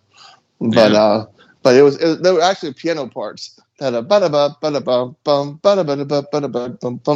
stuff like that, and they got totally twisted. So a lot of the song was written on my phone. I think I went back and recorded on different stuff later. That's right. Yeah, I'm doing the demo. But yeah, we had a lot of fun. Dan was really encouraging with the sound effects and stuff with that one. That's cool. So, but a lot was done with the iPhone 8. So I think I just switched phones to get it to The work. iPhone 8, allowing you to record That a was piano iPhone and not 10. have it sound anything like a piano. Yeah, exactly. Yeah, that's what happened. That was the 10. Yeah, I'm not plugging iPhones here. Good Lord. Yeah. I like the idea of plugging like several iterations ago of iPhone though. That's right. This Recorded device on was my Apple flip phone. deliberately made not work. Yeah, get 5 boxes of those in your mail. Oh. Yeah, so any other comments on Carnival? Anything you guys want to add? Oh, I just we got to use the word fabled, so we got to use the word sprite in the song. So that's positive. That is positive. I had that song for a while in different forms for just a couple of years. Actually, since Salvo began, I've been trying to write that song, and it kept going back to Fugazi. There's a little bit of Fugazi in that song, and I tried so hard to get away from it. So no one called me out on it, and I'm admitting it now. I'm good with that. Yeah, it's not a. I mean, their song's good too, but yeah, that just that was. You sit there and you try to write something that's your own, and you keep coming back to somebody else's, and then finally you start adding more and more stuff, and it's your own thing. So Yeah. otherwise, from my perspective, it never sounded like a Fugazi song to me at all. But so fear not, my friend. it was never as hip as a Fugazi song. Yeah, Right. okay. Right, exactly. Thank you. Good news Okay. though, saying it out loud is probably just enough that if, Fugazi decides to sue you guys for songwriting credits, Right. you'll lose under the blurred line precedence. The blurred line. Oh, great. Right on. Hooray! Hooray, legal precedents. They're Hooray. all. Anyway, so moving on. So you admitted that you were listening to our song when you wrote your song. Therefore, we wrote your song. Yeah. right. Yeah, that's right. That's how it works. That's called rock and Okay. roll. So Yeah. All right, so Carnival's a Yes. good one. So Next Up is actually probably my actual favorite song on the album. Oh, yeah, cool. Yeah, so Crime of the Century. Track. I'll sing the next one. Yeah, track 12. This is so the way I would put this is the way. So this feels like a classic Pain song in terms of the energy and melody, but as someone who doesn't have the nostalgia towards the classic stuff the way that all the other fans do, for me this is peak of what classic Pain is. This is this is the best of the Pain doing what Pain does best songs. I am all about this, and I think there is the romanticism of this is so endearing. So as a guy who loves Jim Steinman, this has the Jim Steinman passion within the pop punk wrapping paper.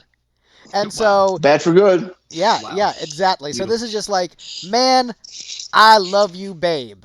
But done in the pop punk way, and I'm you know what? I'm all about this. It's just it's so enthusiastic.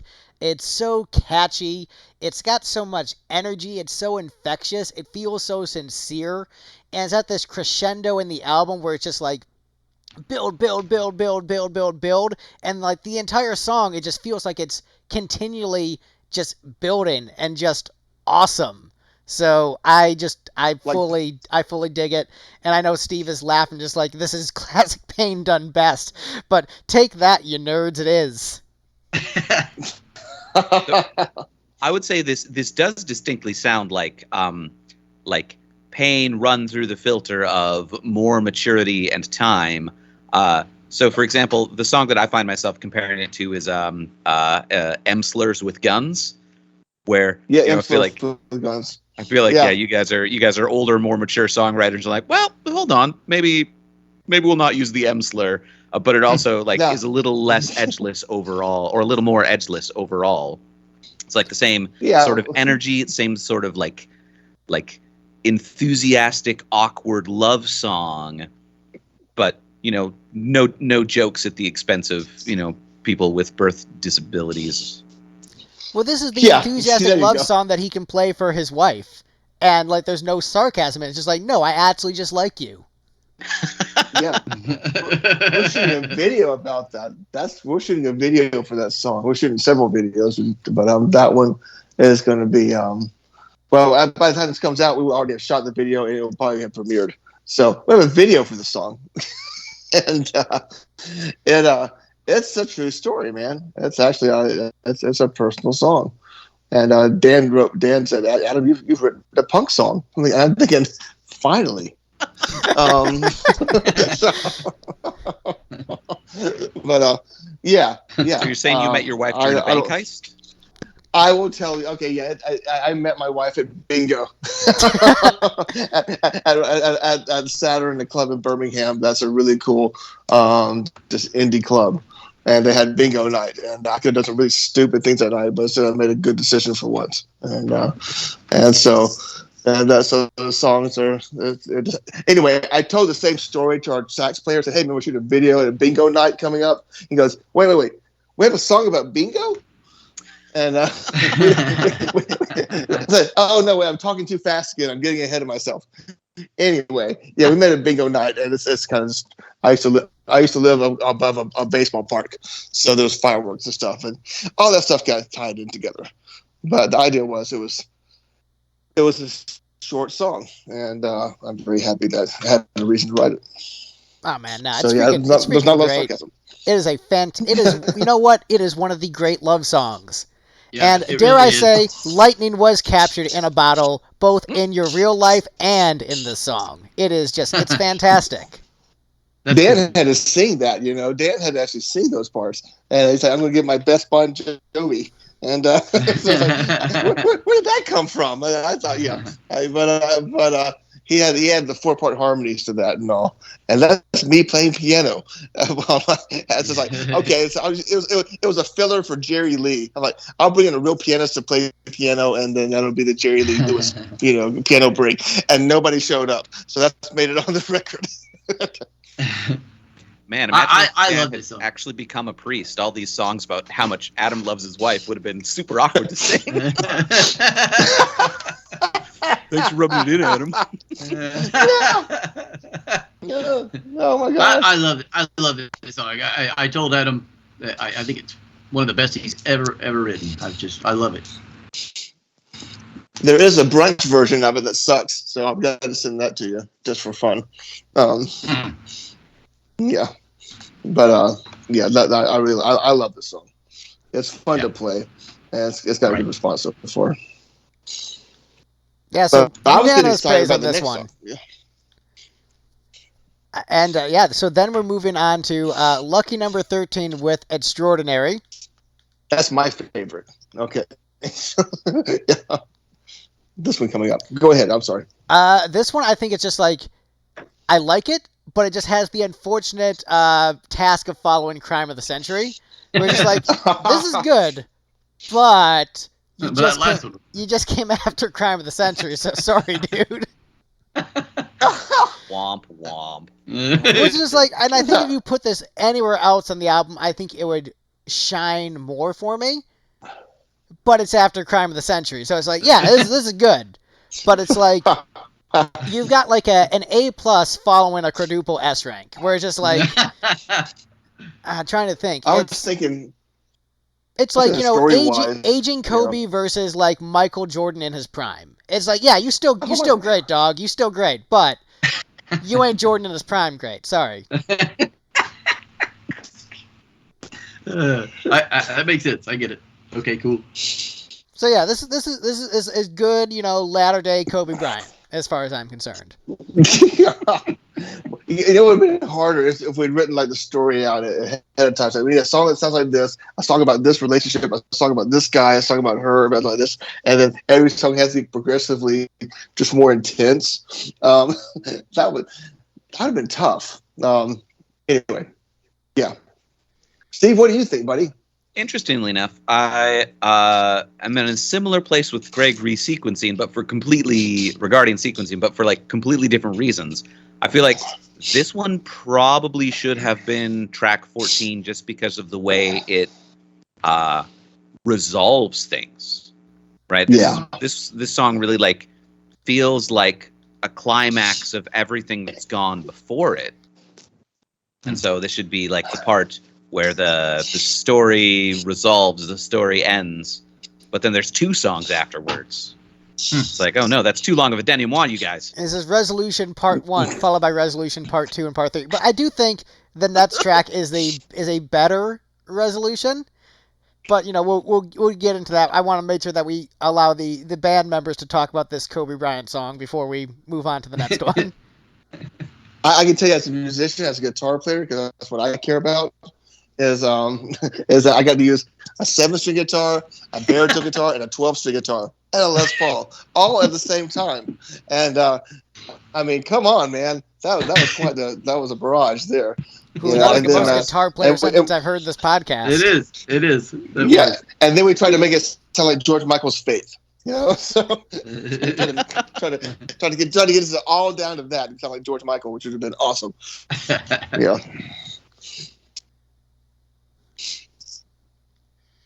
Dan, did you want to add anything to this? Oh, I don't know. I see. This was supposed to be kind of lyrically like an ode to just regular people. You know what I mean? And kind of a rejection of our culture's way of lionizing stupid, shallow people with lots of praise. Instead, I kind of wanted to divert praise towards just regular peoples, and so that's what I did. Oh, you said stupid, shallow people. Shallow people. Yeah. I thought you said stupid cello people, and was like, oh no, I love them. Cellist was on the next song, I think. Also me. Yes. Yeah. But yes, yeah, Steve. Well, like Steve said, it's like for the arc of the song, the storyline. If I thought it fit well towards the end, as far as bringing things together. But yeah, sequencing, who knows? Okay. No, I think it narratively it fits. It's just, man, crime of the century. I'm sorry, dude. You're right. Extraordinary is my You're favorite song. So but also, like, you know, any song following, like, oh, this is my favorite on the album, and this is the song that follows my favorite on the album. That's not a bad place to get. Once again, second place. Pretty good. Yeah. So, next up, we have Give, which is, man, like, in some ways, like the saddest song on the album. No, it is. This is the saddest song on the album. And like, it's, in some ways, there's this nice optimism about, like, oh, you know, the love of your partner, the joy of watching your children grow up, but also, like, man, your dreams are gone, your friends all moved on, you're just getting old and waiting for death. So it's like, you know, it's Did you? I don't think you made it like past the first verse. No, You stopped no. playing, did you? You like got through the first verse and said, "Oh, fuck this song," and you stopped it. Didn't No, you? I think it's just I keep that's like the main takeaway I get, because I know it's like, okay, you're, you know, wanting to offer the love and the protection and spend your life with this person, and how, like, there's a bunch of bad stuff in the world, but at least you have each other. But me, who is just entering my 30s, as I'm watching dreams continue to die and the world to go downhill, I'm like, yeah, I don't want to be reminded of my mortality this much, but here I am.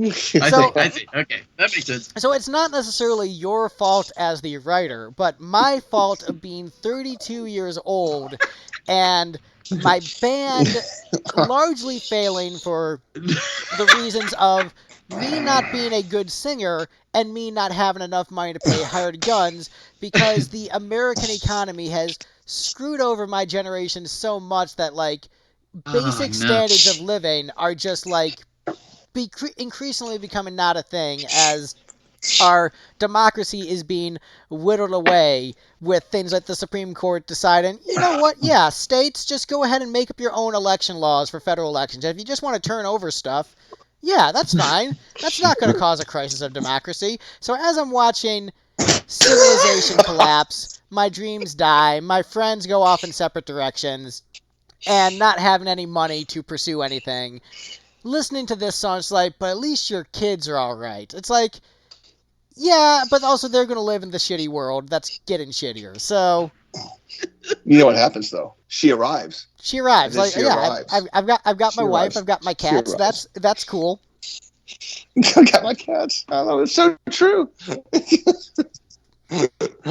Oh my gosh.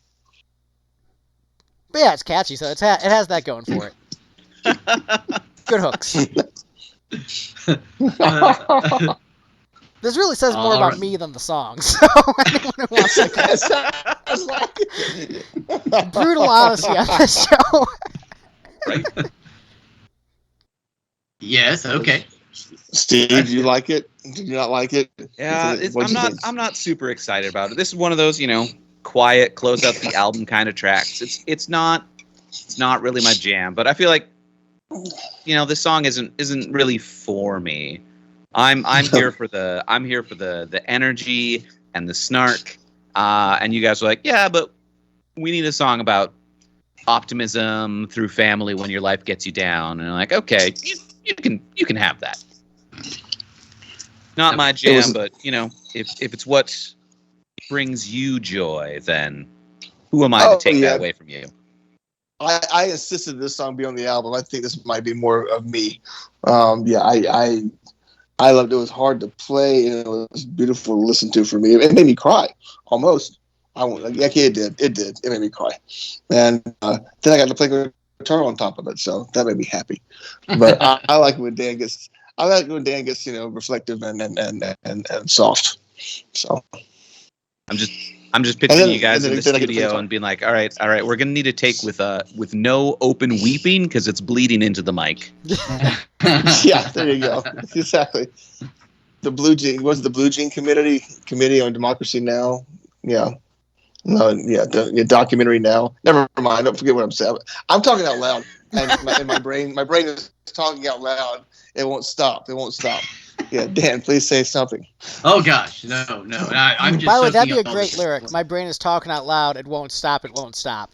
Write that down for the next album.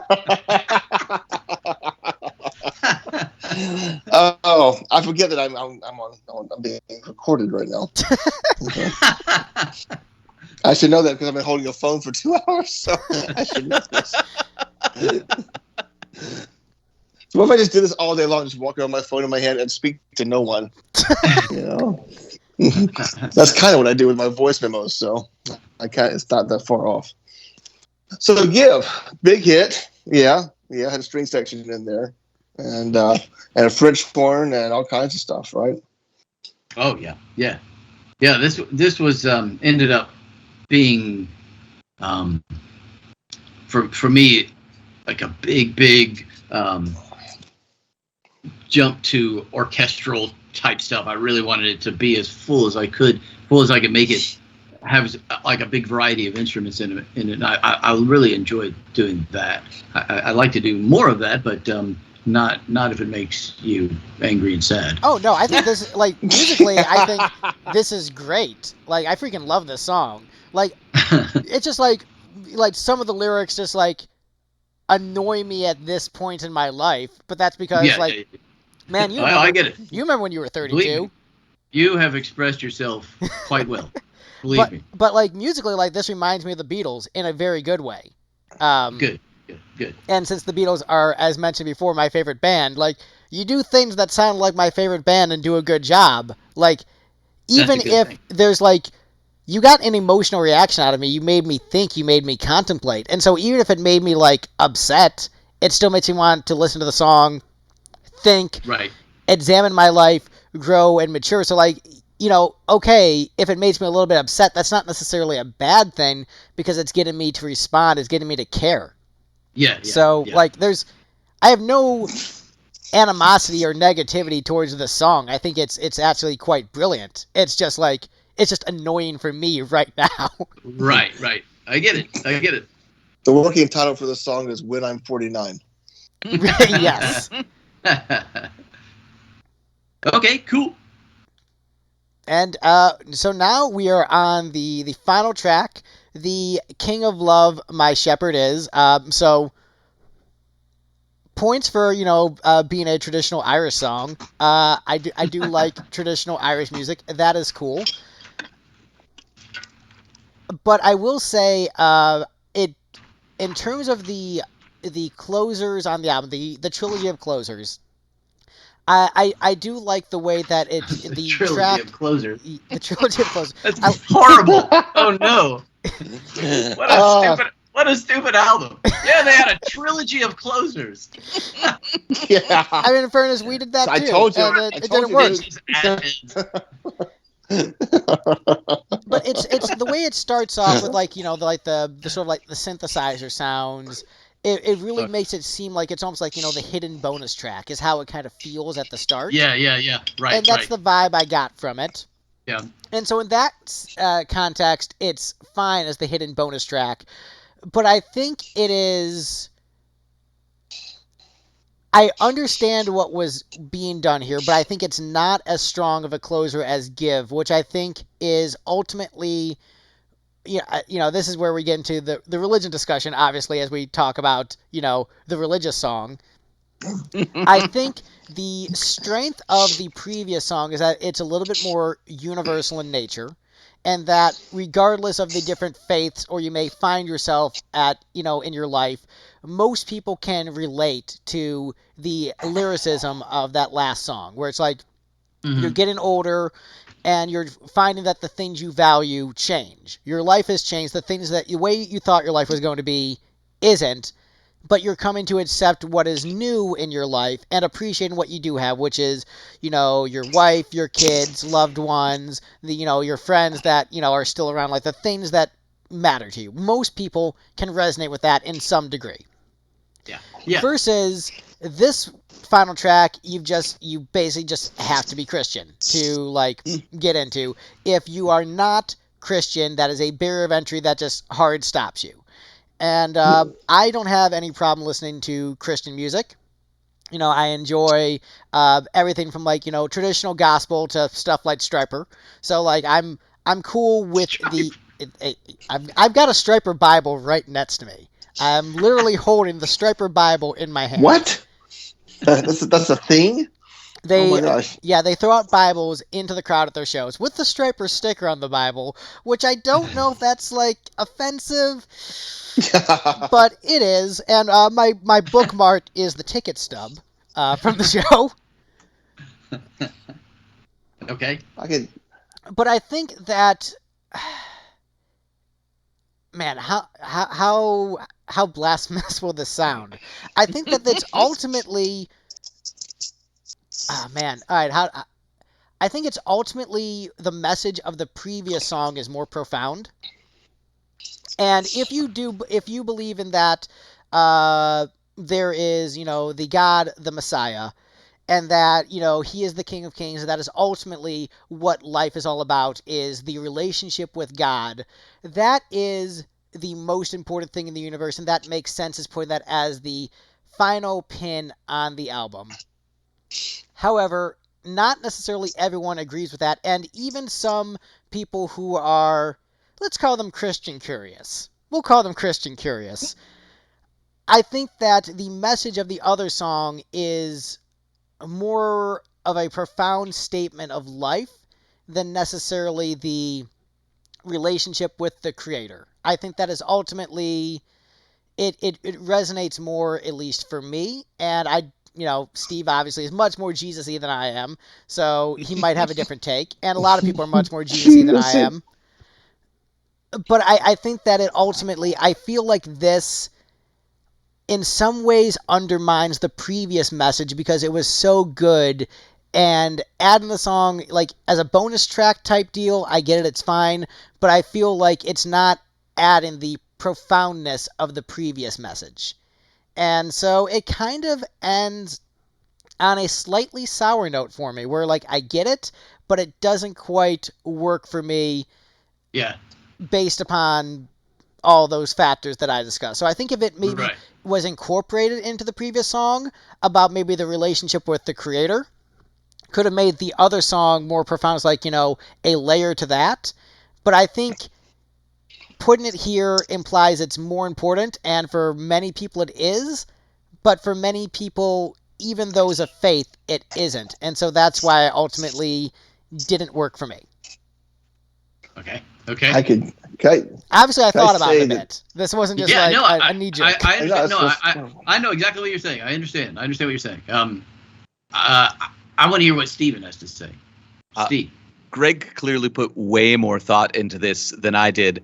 I just kind of got stuck on the traveler leitmotif over top of Yeah. the hymn just came out a little cluttered to me.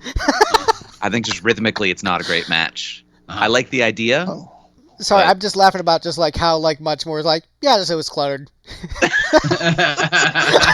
Not laughing about like that take, but just like the difference Right. in The thought contrast process. in thought. Right. I like what you were going for, but it just doesn't land for me, unfortunately. Okay. Yeah. I can tell you that we went back and forth on this quite a bit. I know I did personally and spiritually and stuff, and it's like, well, is it preaching, or is it making is it making a statement? Or is it just trying to help people heal? One of the people that are closest to me, my favorite atheist, said you should put this on the album because they want to hear a personal part of Dan, and or just other side of these things.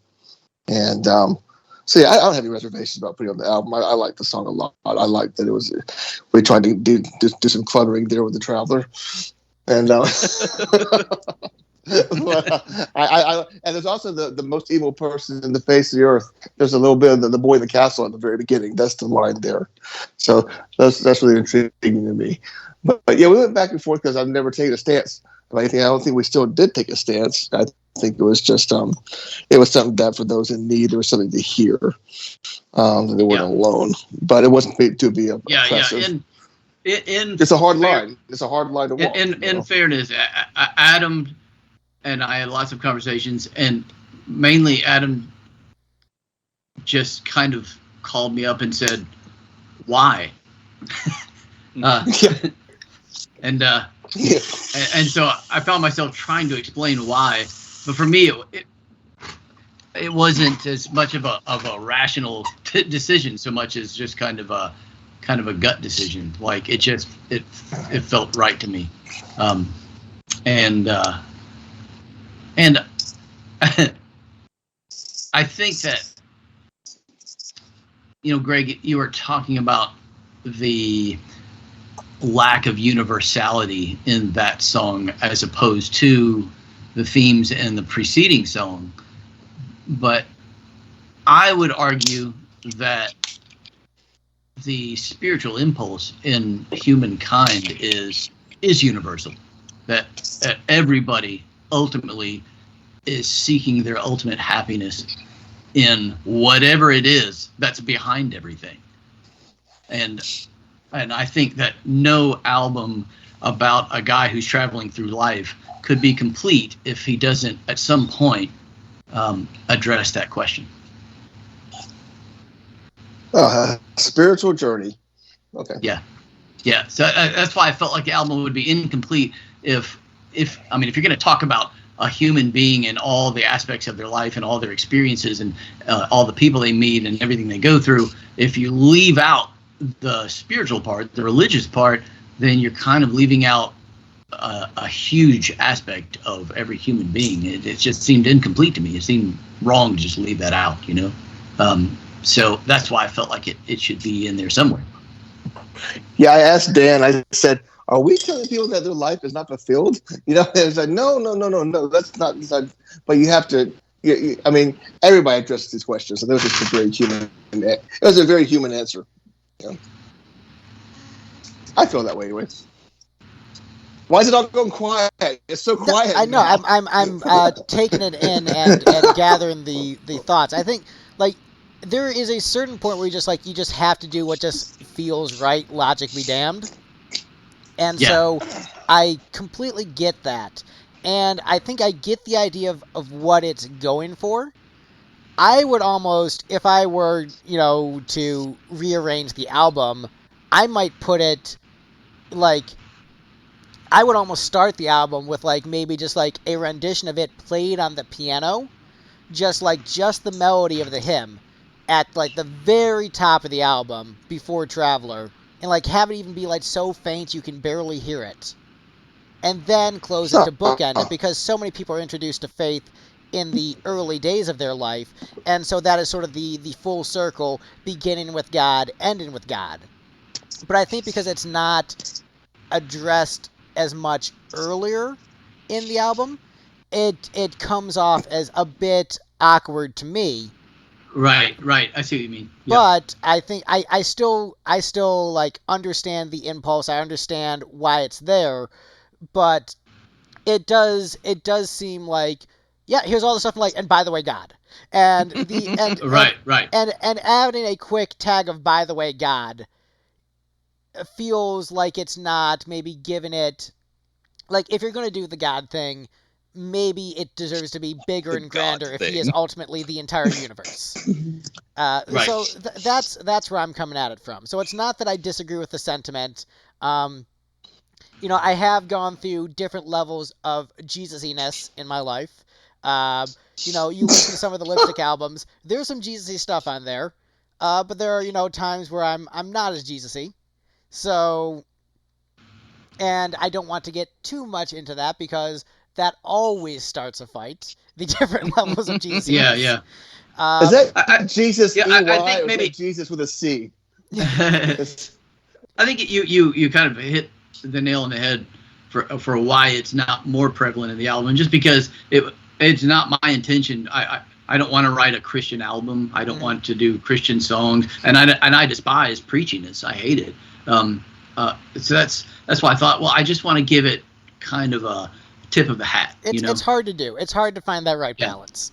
And Right, so what right. works, what might not work for me personally is, remember, I'm the same guy who's like, man, Give is upsetting me because I'm 32. So, like, everyone has their different places they're at in their journey of life, and so other people will fully dig that. But that's sort of, one of the great things about art is that, especially this album, where it is a reflection of people's journeys in life, depending on what stage of the journey you're on, is going to depend on how you respond to this album, and also whether or not you like pop punk. Because if you don't like pop punk, you're going to be like, this album's shit, it sucks. But Yeah. if you like pop punk and are alive, you will probably find something to appreciate about this album. There you go. That's the tagline. That is the review. I like it. Yeah, that's beautiful. Yeah.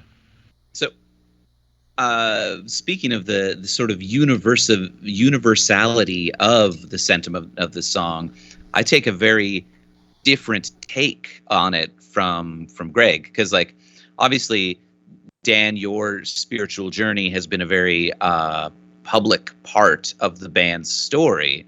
So, like, you wanting to express this kind of idea in a song, like, really, is obvious. It makes sense. That's the sort of thing that, like, nobody should bat an eye at. What I find Right. myself kind of sticking on is, like, other members of the band, is because everybody else's, spiritual journeys and, where they are in life is not as well known. And, Pain, was not like a band that, sang about faith type topics particularly much. So it's one of those things that, like, how does the rest of the band feel about it is something I'd be much more likely to get hung up on. Is like, is Adam over here being like, can we cut back the Jesus bits a little bit? Like, I'm not super into that. That's not mine.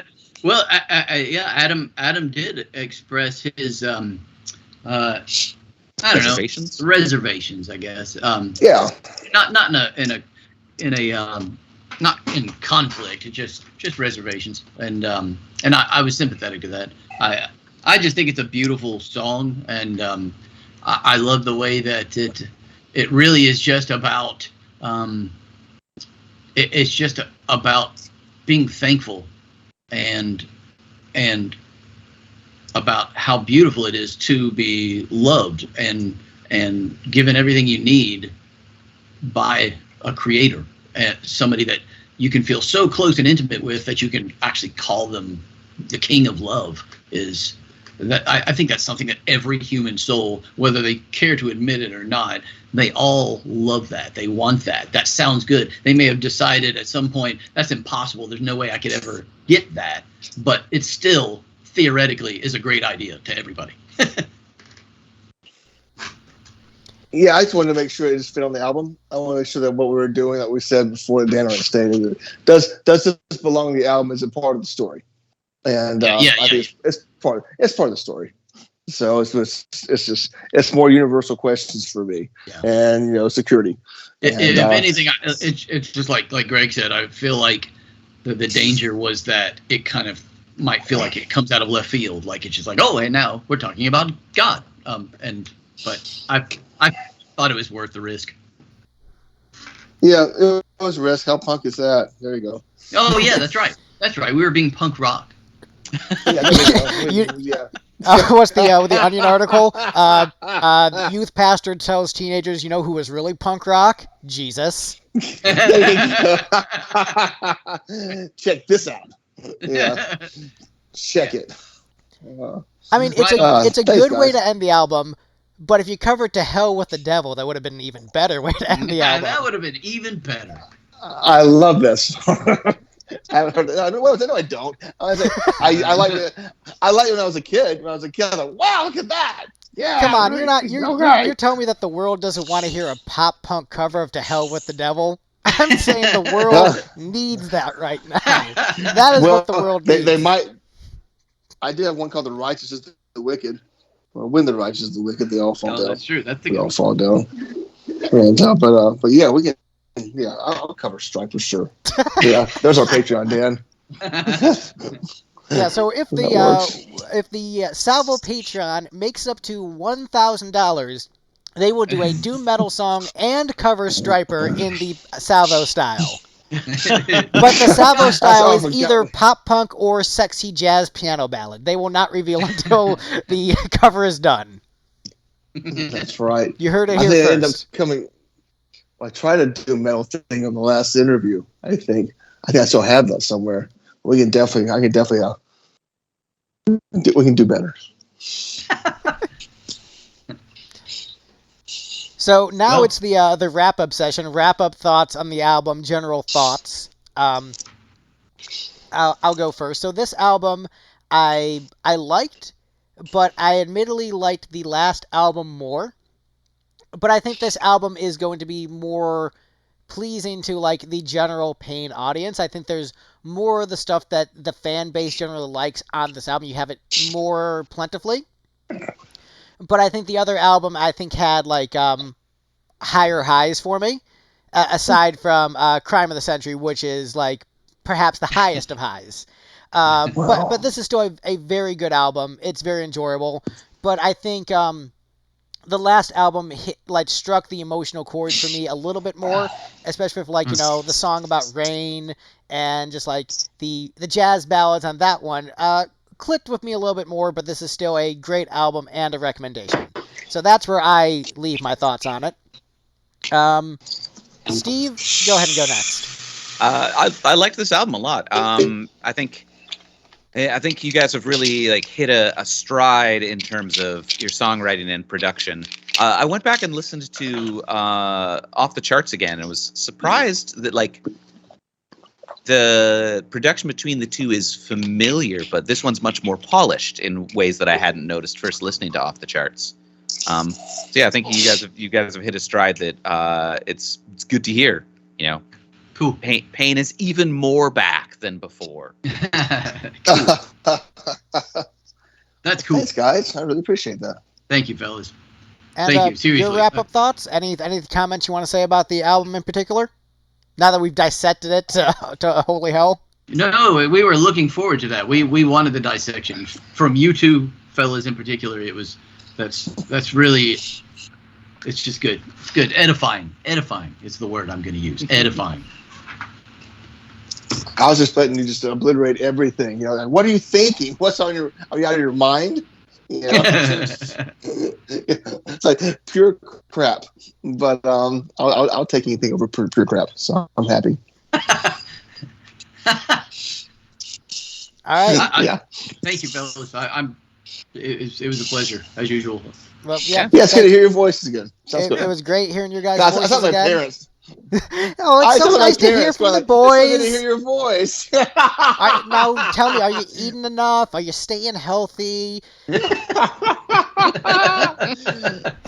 No, just I felt bad since we did the interview and talked about keep my peace, and I felt like I really put Steve on the spot, and it's I felt, and I said something and nobody laughed. Like, what is it? Why don't you like it, man? Can you get into it? And nobody laughed. Nobody even questioned me. And I thought, oh my god, this guy's a fan, and I was joking. Oh no, I was loving joking, it. I was loving every second of that. It was one of the highlights of my life was you guys grilling Steve about that. It was great.